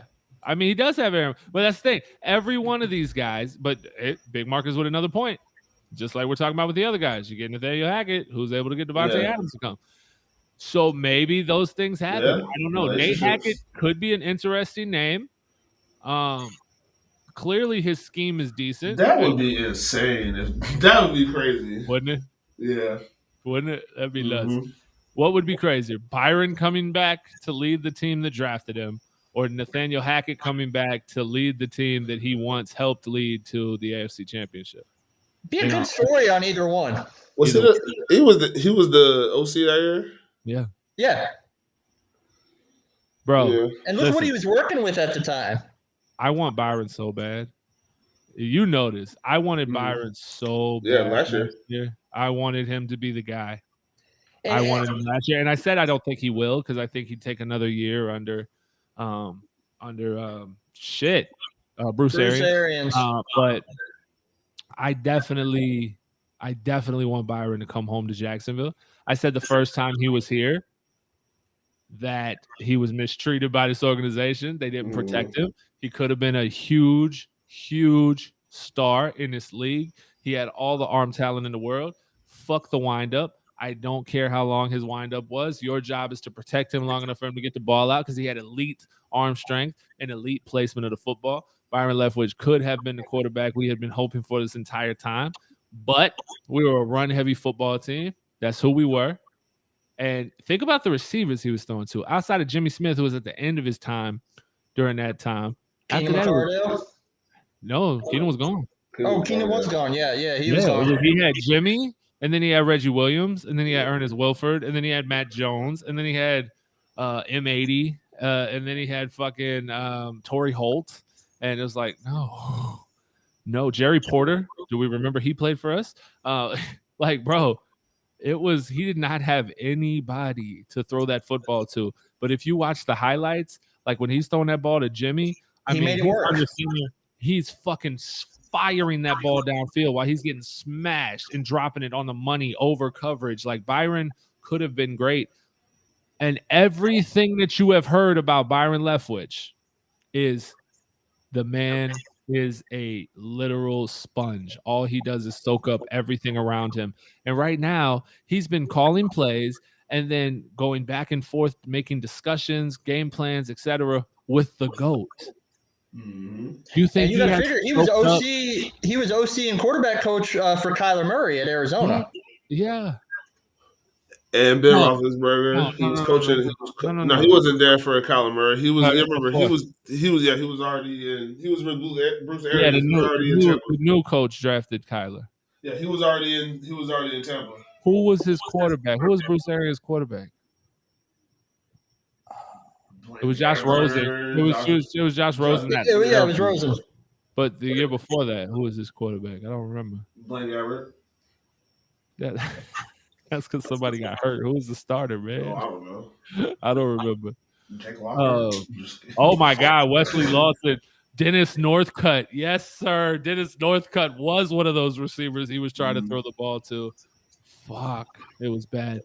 But yeah, he did. That's the thing, is they're just like, oh, well, Byron's only been successful while he's over there with the GOAT.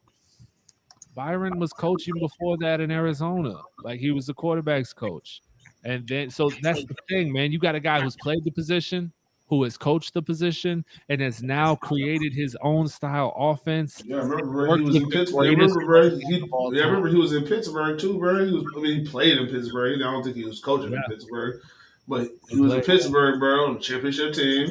He's been to good systems and good cultures. Yes. And I think that would be an advantage to bring like a Pittsburgh culture here. Right. He's young. He can relate. Yeah, he's only 44. He can relate. Everything is, man. Come on, bro. Byron. I mean, bring him home, bro. It's the prodigal son, bro. That's probably what the city needs, bro. Do right by him for once. Because you ain't do right by him. You didn't do right by him when he was here. Bro. Do you know they're gonna play that, bro? If they hire, bro, you know how that's gonna be, bro. They're gonna play that shit. Where I belong.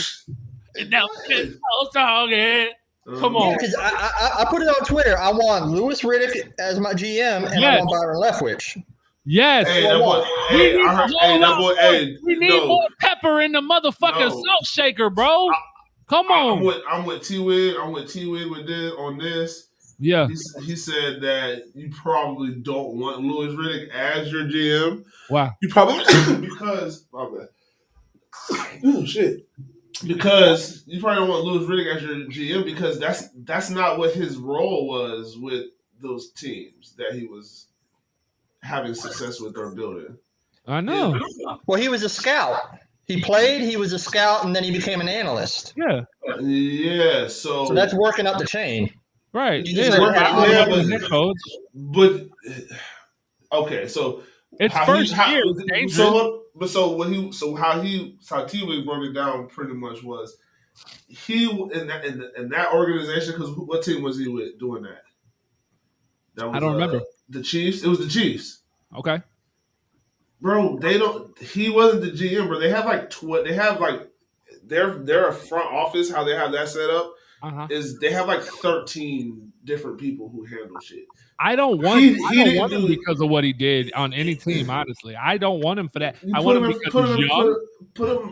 I want him because you put him in front of scouting and shit, like maybe like the head scout, like scout, but Bro, John Lynch wasn't a GM, and look what he's done. I mean, it's risky. It's risky. I'm not saying it's not, but he's young. We got to stop asking people to do shit that they ain't never done before. We need people who could do their job very, very well. Ain't no GMs out there that's just not GMs no more unless they got fired, bro. Yeah, man, put a staff together. You put a staff, man. Rick Smith, but you put a staff, man. You put a fucking staff together. You put a whole bunch of guys who are really good at their jobs doing those things, and you put that staff together, bro. You do something, bro. You gotta. So how are you gonna get a GM though? You gotta figure. You know what I'm saying? You're gonna have to literally hire somebody else fired. You gotta guess what? But this is a football team. We need to have maybe a president or whoever the president. You gotta assign these roles that these are. Hey, everybody, you have a specific job to be doing, bro, and we need to be because you can take that system. And that's what I'm just going off of what the man said. No, I know that. I agree with him. I'm talking about being a GM though. How you gonna get right? You know what I'm saying?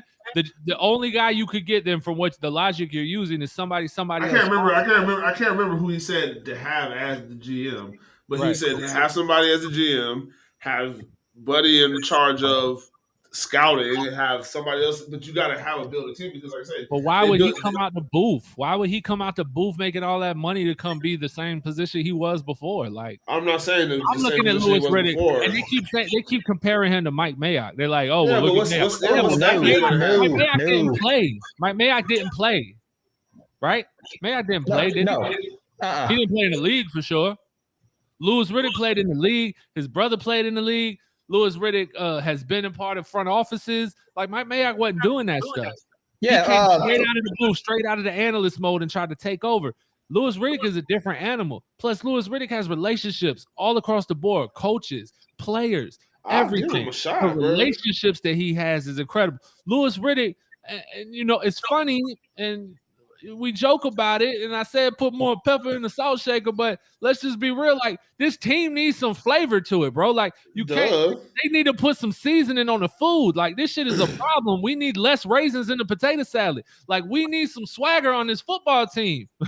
Yeah, don't have none. You can't try to manufacture it. That would actually be the first ever in NFL history a minority pairing of GM and head coach. Yeah. Let's fucking go. And a minority owner, the only one. We're the minority owner. Yeah, man. Sorry, get all the white boys out, man. Sorry. Yeah. Facts. Hey, abso-fucking-lutely, bro. What the hell? I got all the white boys out. But yeah, man, we got to, because at the end of the day, I'm going to blow my nose. I'm like, what the fuck is going on, bro? I was trying, like, at the end of the day, they not, listen, ain't nobody like me about to come and take over the GM job. So there ain't gonna be no swagger from no Colcoid out there. It's just not gonna happen. Like, if you want to get some energy, bro, like that, somebody the players can relate to, you gonna have to go out there. Wesley just said white is trash. Wesley a white boy. That's hilarious.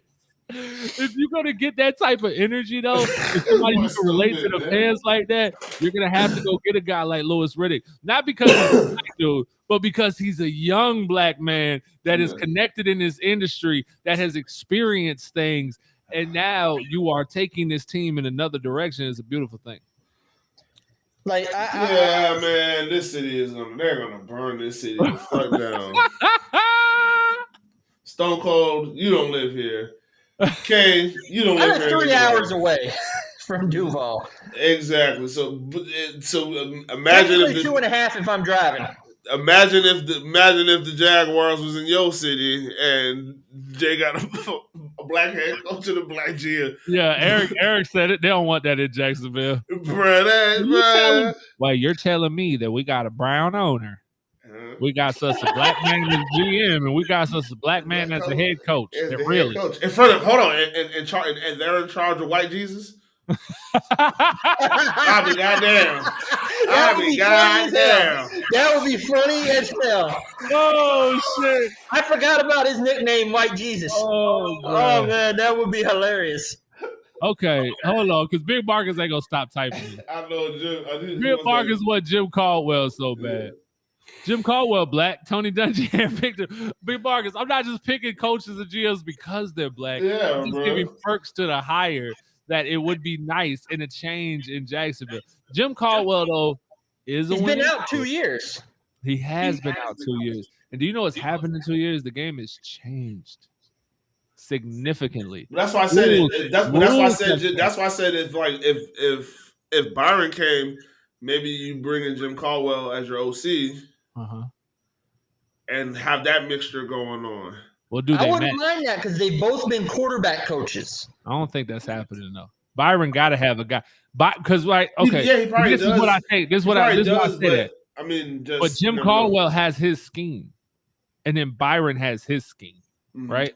Yeah. So Byron has to have a guy who's like under him, or has been with him, or is familiar with his scheme, that he would bring maybe his quarterback's coach.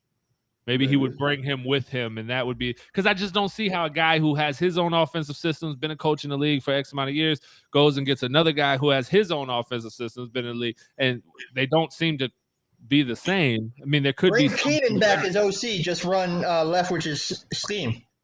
Bring Keenan back? As OC. I do think it's time that another Jag gets on the staff. I really would like to see Tony Baselli as an offensive line coach. I would love it. I don't care if he's good at it or not. I just think it'd be good for the city. Well, my thing is watching all his the videos or whatever, like the shows he's on, Jags Hour and all that. Right. Like when I can have somebody like literally point out each mistake each specific lineman is doing. I want him on the field telling these guys how to do it correctly. Hell, he said Walker Little has the potential to be good, and he pointed out what he does wrong. He's tense. This guy is 6'7", like 330 pounds. He should be using his power, and he's just being tensed up. Like only somebody who knows offensive line like he does can point that shit out, and that's what I want. Yeah, it would be nice. It would be nice. I don't know if Keenan leaves. I don't know. Maybe Keenan could be an offensive coordinator. I don't know. He wasn't here with Byron, so their relationship isn't the same. Jimmy has a coach. Maybe you bring Jimmy in to coach the wide receivers. I don't know. That could be a thing. I don't really want to dive into the nostalgia side of things. Like players are literally out here like, let's get Byron to be the head coach. Let's bring Mark Brunell to be the quarterback's coach. Keenan McCardell to be the wide receivers coach. Mark Brunell is a quarterback's coach at Detroit. He is, and Detroit's pretty bad. Yeah. You got Jared Goff. So. Yeah. So, I mean, Mark Brunell's been coaching. He was coaching, at Episcopal, and he was doing his coaching thing for a while now. So I'm not saying Mark Brunell can't be it, but a lot of these other guys aren't coaching. Yeah. They haven't been. I mean, Tony Baselli did some coaching, but not at a high level. Tony Baselli was over there coaching with Mark. Yeah. He was coaching his sons and all that too. Yeah, because their sons go to the same school. They were at the same school. Yeah, you're right. I don't know. Like Steve West just said, Double D, my defensive coordinator. Like, oh, Jesus Christ. You know what I'm saying? And I know he's joking right now, but there's people out there that really feel that way. They want to go get Tony Brackens as the D line. Look, exactly, Ben Marcus, bro. Super scheme. Yeah, that's not Avengers Unite. They says it is a thing. It could be a thing, bro. It could be a thing. Hey, sometimes, bro. So what they say, sometimes to get where you never been before, you gotta do things you never done before. Like hire Byron, like hire a black head coach named Byron. That's exactly something we've never done before. Yeah, bro. They have Jim Paul right beside them. But I'll tell you, if that does happen, and we go somehow 3-1. Yeah, because you're right. The Colts haven't won here in 5 years. Yeah. No matter how much better they are, they never seem to win. Nope. And if we beat Houston and the Jets, I mean, from 2, we go up to like 6. Yeah. In the draft, then we can go receiver. Yeah. Jameson. Now that I've had an issue with people. Just because, yes, talented receiver, don't get me wrong. Very good. But you need a more complete receiver? No, not that. Not that. You have 1 year of good production. He was buried behind talent on Ohio State, and then when he got here, it was all about Devontae Smith. Right. So he got fresh legs. It's true. True, but only 1 year of production. It's kind of like saying Chark's going to be all that off of 1 year of good production. Right, but at least he was behind. At least he was behind. He was buried behind guys who are first-round picks, top receivers. No, and I understand that. I just don't want like Olave is probably gonna run like a 4.48 or something. Somewhere in there. I still like my guy, but people just want speed. Arkansas. Yeah. Yeah, he ain't got that's who I want because he's rated. A lot of people say he has the best hands. Yeah, it would be nice to have somebody with hands because right now we have a couple guys who have nubs, and they look like the other brother. And like I said, if you have 10.5-inch size hands, you better be catching everything. Yeah, there is no excuse for it. But to be his physical size and be as fast as he is. See, the thing I kind of like about Jameson Williams is if you look at the numbers, he didn't play a lot the last 2 years, but yeah, four games.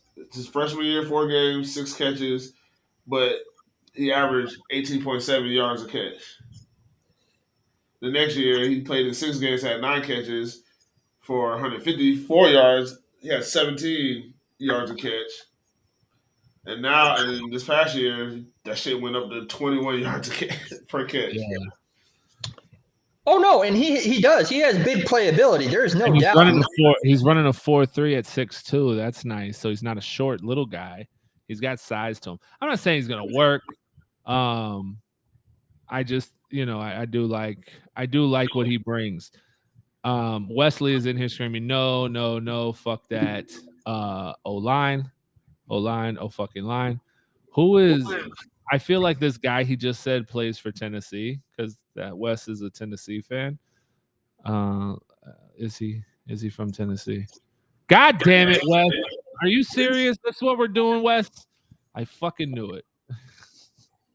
He gives me a guy that plays for Tennessee, tells me that's the receiver he likes. Velus Jones Jr. I don't even know who the hell that is. Exactly. If Stone Cold don't know him, we can't get him. Stone Cold's the college guy. Yeah, I would take Evan Neal. It's just not a sexy pick for me, man. It's not, I know it's sensible. If you can tell me, and I mean you, if you can tell me who we can get in the 6th in the second round at receiver, that can be comparable and good enough to come in and do his damn thing and is fast and gonna run a 4.3, etc., then I'll take it. John Mechie, he moved back, especially but the injury that he had is recent. A guy I like out of South Alabama, Jalen Tolbert. But people are probably going to question because he comes from a small school. Right. Justin Ross, I would definitely consider. That's Clemson, yeah? Yes. Yeah. And I would take him in a second. And he stayed healthy all year, which I'm happy for. But, you know, Clemson's quarterback play sucked this year. Right. Beyond belief. I know there's probably one or two because some people are wondering if the guy from Penn State goes first round or early second round. But the problem with him, he's only 5'10". Yeah, he's small. I don't like short people. No. Scare me. Midgets. But I want to fuck a midget. Then I should tell you, I had my bucket list. I tossed a midget. You tossed one? Is it a female? No. Wow, don't tell me that. One pissed me off when I was drunk, and I just chucked him. You threw a midget because you were shit. Angry? You angrily threw a little person? I'm talking about pleasing a little person and taking her little ass into ecstasy. And you over here throwing little people because you're mad. He knocked my beer out of my hand. You're a bully. How am I a bully? You're Urban Meyer. No, I did it once. I helped him up. Hey, come here, little guy. Come on. Yeah, I'm gonna punch you. He punted him. He punted him. He kicked him. You didn't toss him. You kicked him. Punted a midget. No. I have a size 15 foot. I wouldn't try and kill him. You punted a midget. That would be wrong.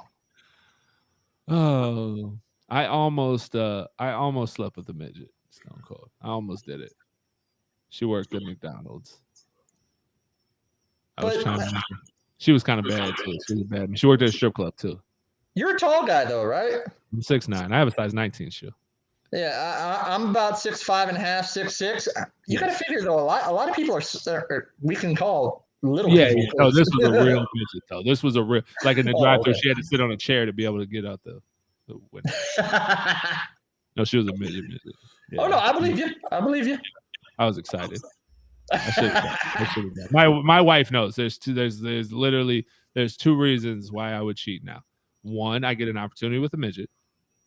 And two, well, it's not really cheating. It's just if neither of my kids come like, I don't know, 13, 14, have shot over 6'3", then I have to go reproduce with a tall man.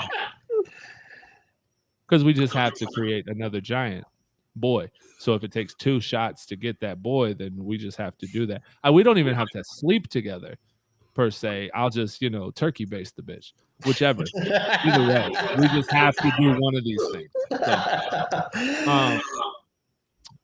So, what was I about to say? But I mean, honestly though, like a lot of these, you get 2 receivers in free agency, and you fix the O-line. You draft a successor to Brandon Linder, and probably an interior guy. That upsets me. You know how much that bothers me, because we could have drafted Miners out of UW Whitewater last year, who, by the way, is fucking destroying people in Denver. They were showing a highlight run for the running back. I don't know who the running back was, but they're showing it against Kansas City. Have you seen this run Denver had against Kansas City, where the running back keeps going? He keeps going because Quinn fucking Miners is bullying somebody down the field, and then he stops bullying this guy because he's out of the way, and immediately never stops his feet, never even thinks. He just goes from pushing this fucking guy to going to this guy, bullying this bitch downfield. He's got dreads. Yeah, you're big white guy. Stone Cold. You don't like David Bell? Who? Oh, the receiver? Oh, I forgot about him. Yeah.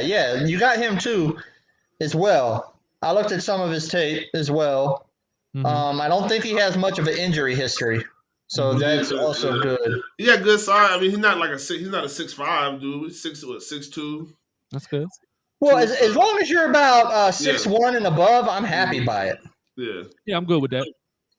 I just need somebody who has. Stone Cold. What's up? And this is because I saw some reports earlier. With all this purchasing. Dalton D, UCF Jag in the building. You win. You win. I win too, though. I win too. Run the tape, bro. I said it would take a catastrophic event or Trevor Lawrence turning on Urban Meyer for him to be fired. But you are correct, sir. And I appreciate you for having me on. We got to get you back on soon. Yeah, look, I'm telling you, bro. I'm telling you, bro. I think that was the call, bro. Marissa, bro. She put that video on mute, bro. Trevor lied in that press conference talking about, I heard this morning. I did see that little piece. I found out this morning. He's lying ass little boy. Marissa lying ass. You don't think they deal, bro? That video, bro. He definitely called you first. Yeah, he was walking in the house. He's like, oh yeah. He's like, he probably say, and she, shoot, it's over. It's over. Yeah. And when she was about to post, he's like, hey, make sure you turn that audio off. Like, yeah. To say I was happy about the dogs and shit like that. Like, because it's a wrap. It's a wrap, bro. Here's my question for you, Stone Cold. So, with everything going on in college football, right? With the new buying players, basically, from what you're seeing, there's a lot of coaches upset. One of the coaches who do not like the direction college football is going, that would be Mr. Dabo Swinney. Yeah. Would you be okay as a Jaguar fan with a Dabo Swinney, Trevor Lawrence reunion in Jacksonville, even though you just had the nightmare of Urban Meyer coming from college to the NFL?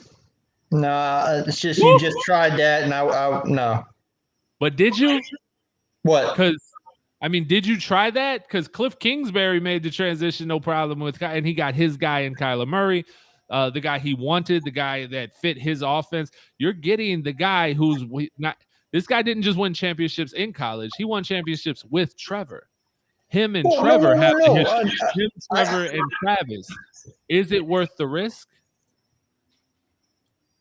There's an upside, but there's a downside because of what Urban did.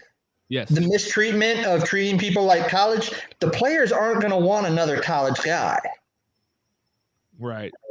Mind you, yes, you have Trevor and Travis sticking up for him, but Urban left a bad taste in everybody's mouth. It's plain and simple. Yeah. They're not going to want that. They're going to want a more experienced guy. You wanted it a year ago, though, Jacksonville. Remember? They were posting it before the Urban Meyer hire. There was the pictures. Bring Dabo and Trevor with you. Let's do it. Let's get it. Let's make it happen. And it might have worked, but Urban kind of fucked that up. I just wonder. I don't know. I agree, though. I agree. With the argument you just gave, that's the reason I agree. If somebody was to say, no, it's too risky to take another first-year guy. No, because every guy you're going to take is a first-year guy. Byron Leftwich hasn't been a head coach. Eric Bieniemy hasn't been a head coach. None of those guys, none of these bright offensive minds have been a head coach. Josh McDaniels has, but he was a failed head coach. Jim Caldwell, he has, but he's been out the league for 2 years. Look, we've already hired a head coach who's backed out of a head coaching job before, bro. I don't know if we want to do that again. True story. So I don't know, man. It's going to be interesting. At least we have something to talk about now. At least Sunday feels a little better, because going into this game, I had no hope that we were going to win, and I felt terrible about it because we're playing the sorry-ass Houston Texans. So at least now we can look and go, okay, there's something fun here, right? Like we have something to look forward to. I really think we're going to see a boost from this team. The energy is high in the building. It feels like, and it's crazy to say it, but you can see it. It's night and day now, listening to them talk. It's like a cloud has been blown away from over TIA Bankfield. But still, getting back to Daryl earlier, like you were impressed with what he had to say. Yeah. And I like that. And then like I told Jay, what I'm excited to see or curious about, are we going to see little differences in how the offense is run? I mean, for sure, we're going to see James Robinson now. No more getting Carlos Hyde. I want my guy in there. But I like how he said we're gonna go with the normal routine, but next week I'm gonna start running practice how I want. Mm-hmm. And everybody put some players put videos. No more DJ at practice, calling out what to do. and shit like that. So I think it might light a spark under them, and they might win a couple games. Now, going 3-1, that'd be pretty special. But like we said, that might put Daryl and Bevel in the race for the head coach job. Yeah, 3-1 would be really, really, I think, hard to like move on from. Even with now, I guess okay. So listen, it can't be a 3-1 and the defense be the reason you won. True. If you go 3-1 and this offense looks different. If you go 3-1 and Trevor Lawrence throwing 300 yards, 3 touchdowns, 1 pick, shit like that, then now hold on though. I mean, you can't have that though because James Robinson has to have 30 carries. He's the starting running back. I think he'll actually get at least 20 or 20 plus. Depending. Oh my god. I think he'll get 16 to 20 carries this game, which he should. Every game, your starting running back should have a minimum of 16 to 20 touches. Yeah, because if he's producing, that'd be nice. Yeah, you do it. Yeah. No, we already said last week you don't run James Robinson anymore because you couldn't run the ball. They didn't abandon the run too soon. There was everybody just kept saying he essentially bitched him for 2 weeks in a row. Mojo said that. Mojo said that last night. There was no way to run the ball. Mojo said that shit on Uche shit. Yeah, do you remember what Bevel said when asked about the O-line? You fumble, you're supposed to give a ball right back. What he said about the O-line this time? Yeah, somebody asked Bevel about a question about the O-line, how they were just getting beaten up last week. And I forget what his comment to that. I don't remember the comment for that.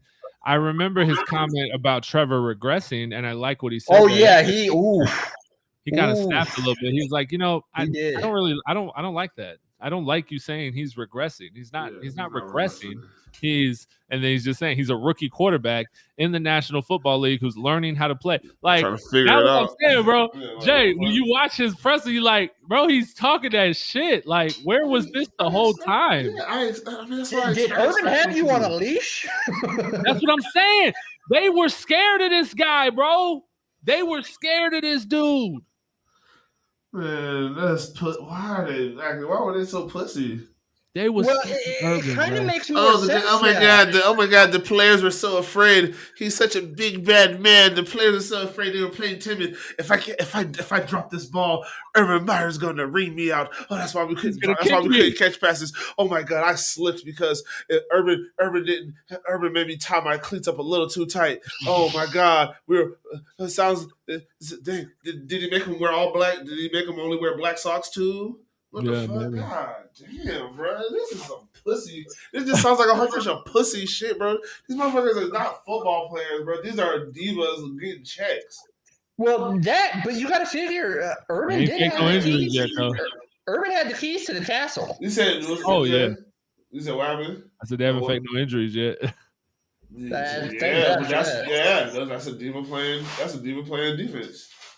They haven't had that. That's the only difference. They haven't had that yet. Ain't nobody good enough on this team to fake no fucking injury.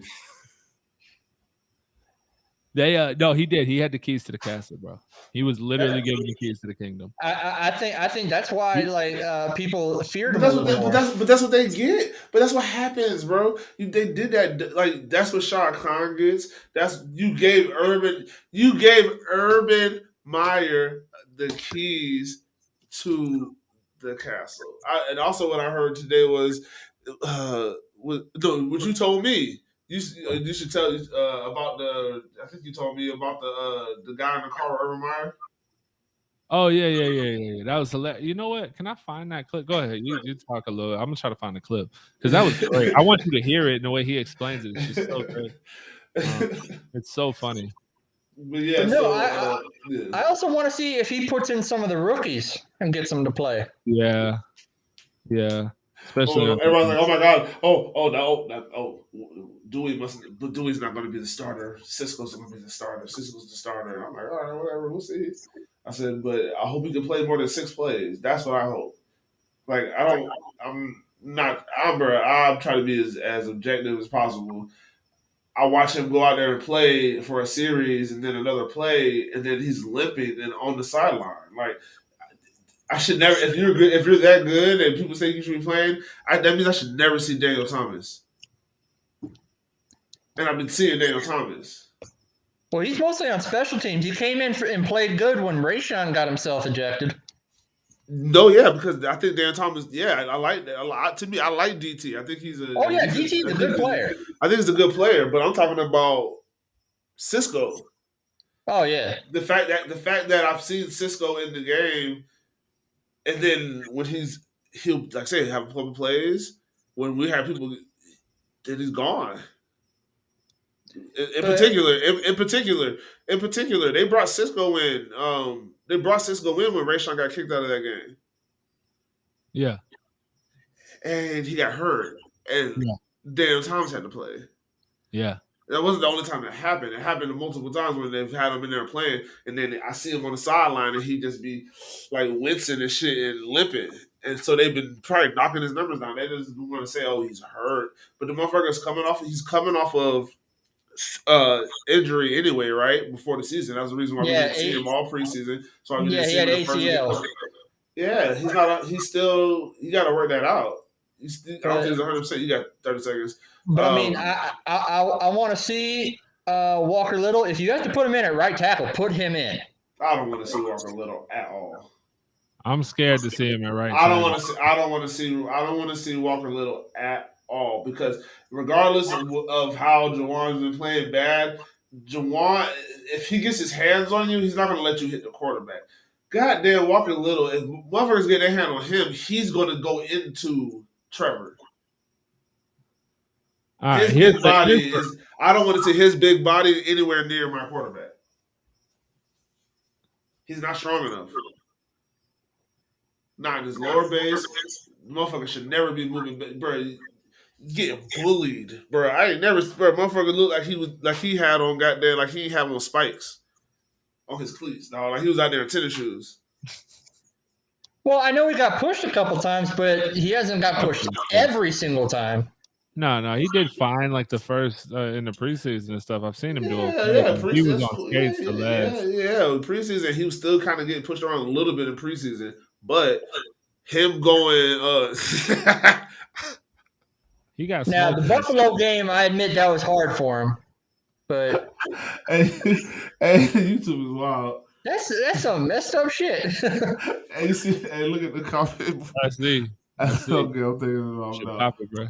Oh man! All right, so here's the story, and I don't know if you've heard this, Stone Cold, but I was telling Jay because he hadn't heard it, and this just goes back to what I was saying with Urban being a wild boy, and it was talking about a former player from who was Joshua Perry, who is a part of the Glory Days, Dreams and Nightmares podcast, was looking back on the Buckeyes' 2014 national championship season. And Perry recalled riding with Urban Meyer. He says, Urban Meyer might be the worst driver I've ever been in the car with. He said, here's the reason why. Anytime that he gets pulled over, he's not held accountable. He's like, let me explain. Me and Craig Fada were going to meet Jim, who was with Athletes in Action at COSNI here in Columbus. It's this Science Deal Museum interactive hands-on. There was this movie playing, and Jim suggested we all go see it together. He said, I found the video. You found the video of it? Hell yeah, real easy. Because I couldn't find it.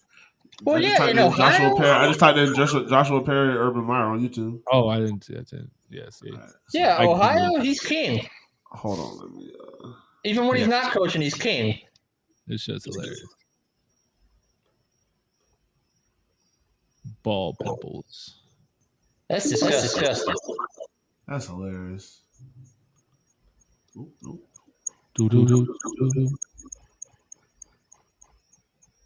You're about to mute yourselves.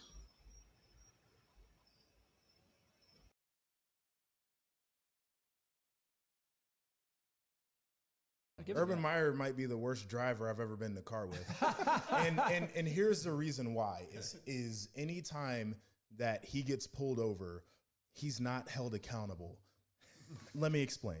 Why is that? So me and Craig Fada we're going to meet Jim Schmickey, who is with Athletes in Action at COSI here in Columbus. It's like this, science deal, little museum type of situation, very interactive, hands-on. There was this movie playing that Jim suggested that we all go see together. So we go. We hop in. I think Urban had the Audi by then. S7. So, sport back. Oh, yeah. Really slick car. Sleek. Yeah. Stop signs did not exist. Red lights did not matter. Had not heard of a speed limit. And I'm like, white knuckle, like clenching the seat, like what is going on? And so I asked Coach, I'm like, Coach, why are you driving like this? Like, did you not see that stop sign? He's like, yeah. I'm like, okay, why didn't you stop? And he's like, just kind of didn't answer. And I'm like, Coach, what happens when you get pulled over? And he's like, well, typically they'll pull me over and they'll be like, hey, you're Urban Meyer. And I'll be like, yep.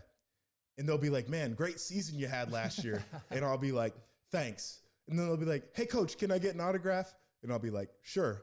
And then they let me go, and I'm like, here we go. So this dude, I promise you, I'm not exaggerating. I don't think he came to a complete stop one time until we pulled up to COSI. It's the most amazing thing ever. Note to the drivers in Jacksonville, watch out. Yeah, right. That shit was fucking funny. Urban said he don't stop for nobody, bro. White knuckle. White knuckle. Look, I need to watch some more of them, bro, because he said, come on, Urban Meyer is a different person after a loss. Oh, that's another quote. That's another clip. Oh yeah, we got. I feel like I gotta put that on now too. Go ahead. We got 5 minutes. Let's go. Let's see what it says. Because this will make a lot of sense. Going to let you, like, winning, it doesn't matter. It's the greatest thing, and he's going to let you appreciate it for what it is. We come in after a loss, and you can just look at him, and he's a different person. He's pale as a ghost. His mouth is dry. He's, like, pacing back and forth. He's rubbing his head. He's got his hands on his hips, like everything to let you know how exhausted and exasperated he is. And really, like, he doesn't know how to compute. And so he makes remarks to the team like he would do typically. And he's like, I guess we just lost that game. Like, I guess we just lost. He's like, were they the better team? I don't know. They played better. But we lost the game. And then he goes on. He's like, well, we were supposed to play in national championship. We won that. But, I guess we'll just play in the BCS, Orange Bowl probably. Orange Bowl is a good bowl. You go down to Miami. Miami's a nice city. Playing Orange Bowl. It's not a national title. Maybe we'll win one. Maybe we won't. One of these days. Not this year.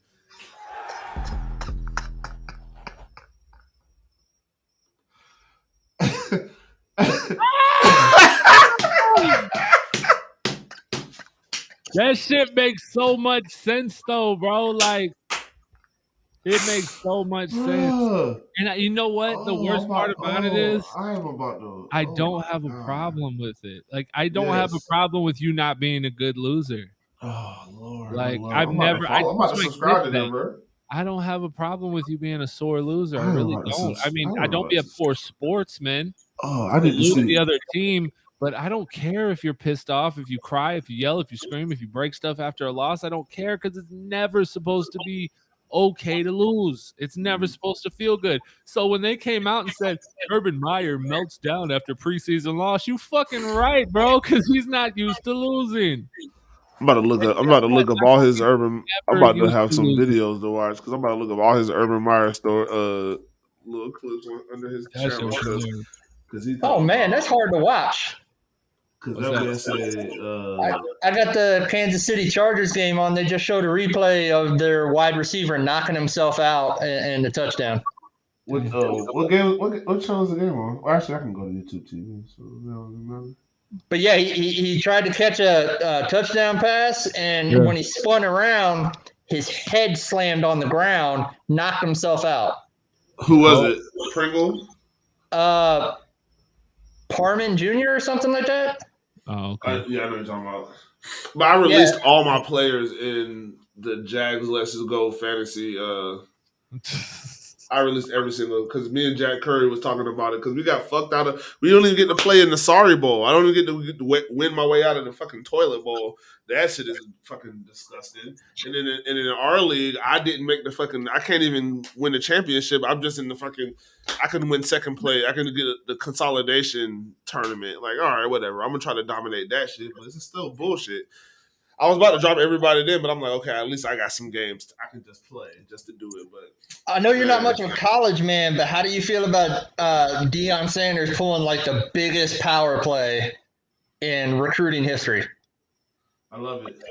I don't know about yeah, but I love it. Stealing the number one recruit, somebody that's been committed to FSU for 21 months, took him on signing day. Yeah. I'm down with it. I love it. I love it, man. Honestly, I mean, I wish that it would happen 100 times over because it's about time. It's about time. Yeah, 30 seconds. It's about time that these kids get to be going back to these schools, bro. At the end of the day, there was times where we weren't allowed to go to those schools, and guess what? It wouldn't have mattered how fast you ran to go there, and it wasn't going to happen. And the only reason we're even in there now is because those black schools, those HBCUs, they started beating these, I guess, let's say predominantly white institutions. They started beating them when they played against each other. And they had to start getting them players in there. And all that did was it fucked over those schools. See, I don't know how much you know about HBCUs, but they're incredibly underfunded. Well, that I know. A lot, and look at how much everybody, y'all, you love college football. You know how those teams, you know how that team dynamic breaks down. And those athletes, at one point in time, they could only go to those schools, and now none of them really go to those schools. They go to these big old programs who couldn't get no money. You weren't paying them. You just get to ride that back. Because the good thing is, hey, you get to go to the league and try to make more money. That's cool. But the NFL was getting guys from these HBCUs all the time. Our best receiver in history is from an HBCU. One of the best receivers of all time in the league, Jerry Rice, HBCU. These guys got to get back to that because at the end of the day, it's about you. They got to be able to give back too. You got to give back to the community somehow. These schools need this so they can grow into these power schools and power universities. These are small schools, and when you're talking about football, basketball, the shit that makes people money, Deion Sanders is showing right now has a little bit of trying to show a blueprint of how to bring that in and bring this into the school. It's all about the school. At the end of the day, when it's HBCU, it's about the school. It's about you want to make this money, but it's about the schooling. That's the sports. They've never been big on sports to pay for a whole bunch of shit because they can never get it. It's about time they start getting it, and if they start getting those recruits, they can start beating playing teams. They're gonna start keep winning. It takes time; it's not gonna happen overnight. But guess what?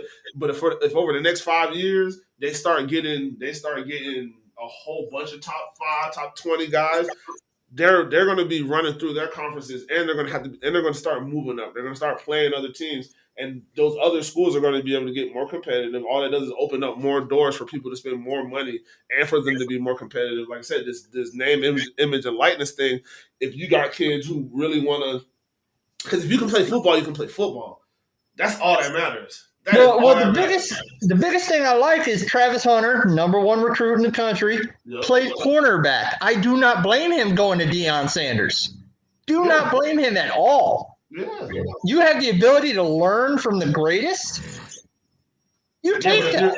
But if you're that dude, if that was Derrick Henry, and he goes to Jackson State, he goes and gets 10, 12,000 yards in college. While making that a major program, like trying to build that up to a major program, he still gets drafted. He potentially doesn't win the Heisman, but they're gonna win. That's a fucking when you're that guy, you're that guy. There's nobody who can stop you at any level in college.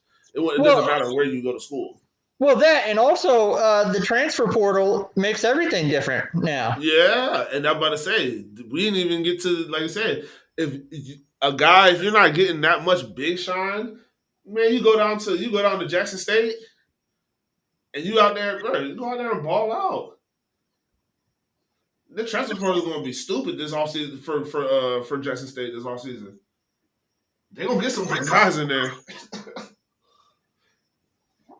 I love it, bro. I think they now, like I said, but they got to get these. But bro, they got to get the money, bro, because they got to be able to pay. It's hard for them to pay the coaches. You know what I'm saying? They would have to give Nick Saban $50 million a year. But also, if you heard, this kid went to Jackson State, but Deion was able to get him like $1 million NIL deal. Yeah, I think Chase had something about $2 million. I can't. I somewhere around there, but he got a big NIL deal to go there. Yeah, it's in the rules. Money talks, especially at that age. Yeah, it's in the rules. I need to set you up. $2 million. $2 million is a lifetime supply of money if you're doing the right things. But I loved how he did it in his signing day. Like he would put on like the Seminole hat. It's like, not that. No, not that one. And then he just took off his shirt and put on the Jackson State, and everybody was just clapping like hell. Yeah, bro, that's just bro. I mean, hey, that's a big. He's taking a huge risk. Oh yeah, big risk. He's taking a huge risk, but that's what the $2 million. That's what that NIL. That's what that NIL is. Hey, but guess what? It's Deion fucking Sanders, and we're talking about bad car salesman. This is a good car salesman. It's like, hey, kid, you're the best kid. You're the best recruit in the country right now. You play quarterback. Hey, I was rated as one of the best quarterbacks in the NFL. Super Bowl winner. I teach you everything I know. You don't have to say that. I know. I'm just being enthusiastic about it. Yeah, but he don't even have to explain his resume. It's like, hey, I can get. Hey, I know what it is. You want to go there and what I can make you better than I was. Yeah, I can work with you. I'm gonna have my hands on you, man. We're gonna work. We're gonna get this. We're gonna put this work in. I'll make you a number one draft pick. And tell you, I believe in you. Like, bro, you don't. I'm telling you, I believe in you right now. You do not have to do that. And how serious I am that I believe in you, bro. Look, guess what? I can get. Look, because you're gonna make this this deal I got set up for you. When you make this decision, your name gonna just. Oh yeah, it's all over. And now you capitalizing off of that. We're talking about the name, image, and likeness deals that he has set forth just right now for $2 million. You don't know what this kid's going to have his own brand. This kid's probably going to do. Oh yeah. And then, like I said, at the end of the day, I don't mind if. Bro, this is why I like that NIL shit, bro. Do you know how hard it is? You know how much work, y'all know, like, bro, it's so much work and so much dedication that you have to put into football and to studying the game. And at certain times, if you are actually going to be a good actual like student, that you have to fucking put in homework, actual learning stuff, and mix that in with football. Bro, that is a payoff, bro, and that's good to get that because everybody's not going to make it into the NFL and be super successful. No, not everybody. And make all that money. So I feel like that is hard work and dedication. That if you're able to make some money off of it, then to me that's more than likely. I don't care how much you make. A lot of the big name players are going to start getting ESPN deals because they're trying to make college football games again. But this time they're going to pay the players a small percentage. Mm-hmm. And yeah, you can. We talk me shit. I don't know what he's reading because he is locked in. I don't talk that college shit. I'm ready to go. I'm just letting y'all finish. Oh, all right, man. Yeah, I'm checked out, man. Be that way, damn. I don't know nothing about it. I just, you know what I'm saying? I'm looking at the dumbass school shooter trend. That's what I'm reading. I'm trying to figure out if I'm sending my kids to school tomorrow because of TikTok. Apparently, there's a national trend where they're threatening that there's going to be school shooting at every school in the country tomorrow. Kids are posting all over TikTok about it, saying that, you know, don't go to school, that there's threats against every school and all. It's this crazy fucking trend. Just stupid, bro. Stupid.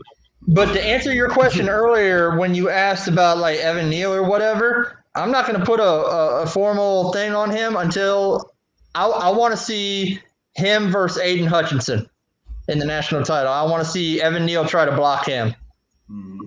The winner of that battle, that's who we pick. Well, it depends on how if we win or not. You think he's gonna go number one? No more wins.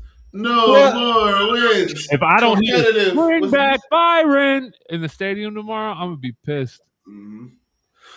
All right. Well, I take it you guys are closing out. Yeah, I ain't got nothing left. Yeah, we done, man. Appreciate you for coming in, Stone Cold. I'm about to knock this out in 15 seconds. I am your host, the Hot Take Hooligan Agent K. That's the motherfucking cannabis analyst Agent J. And we are out of here.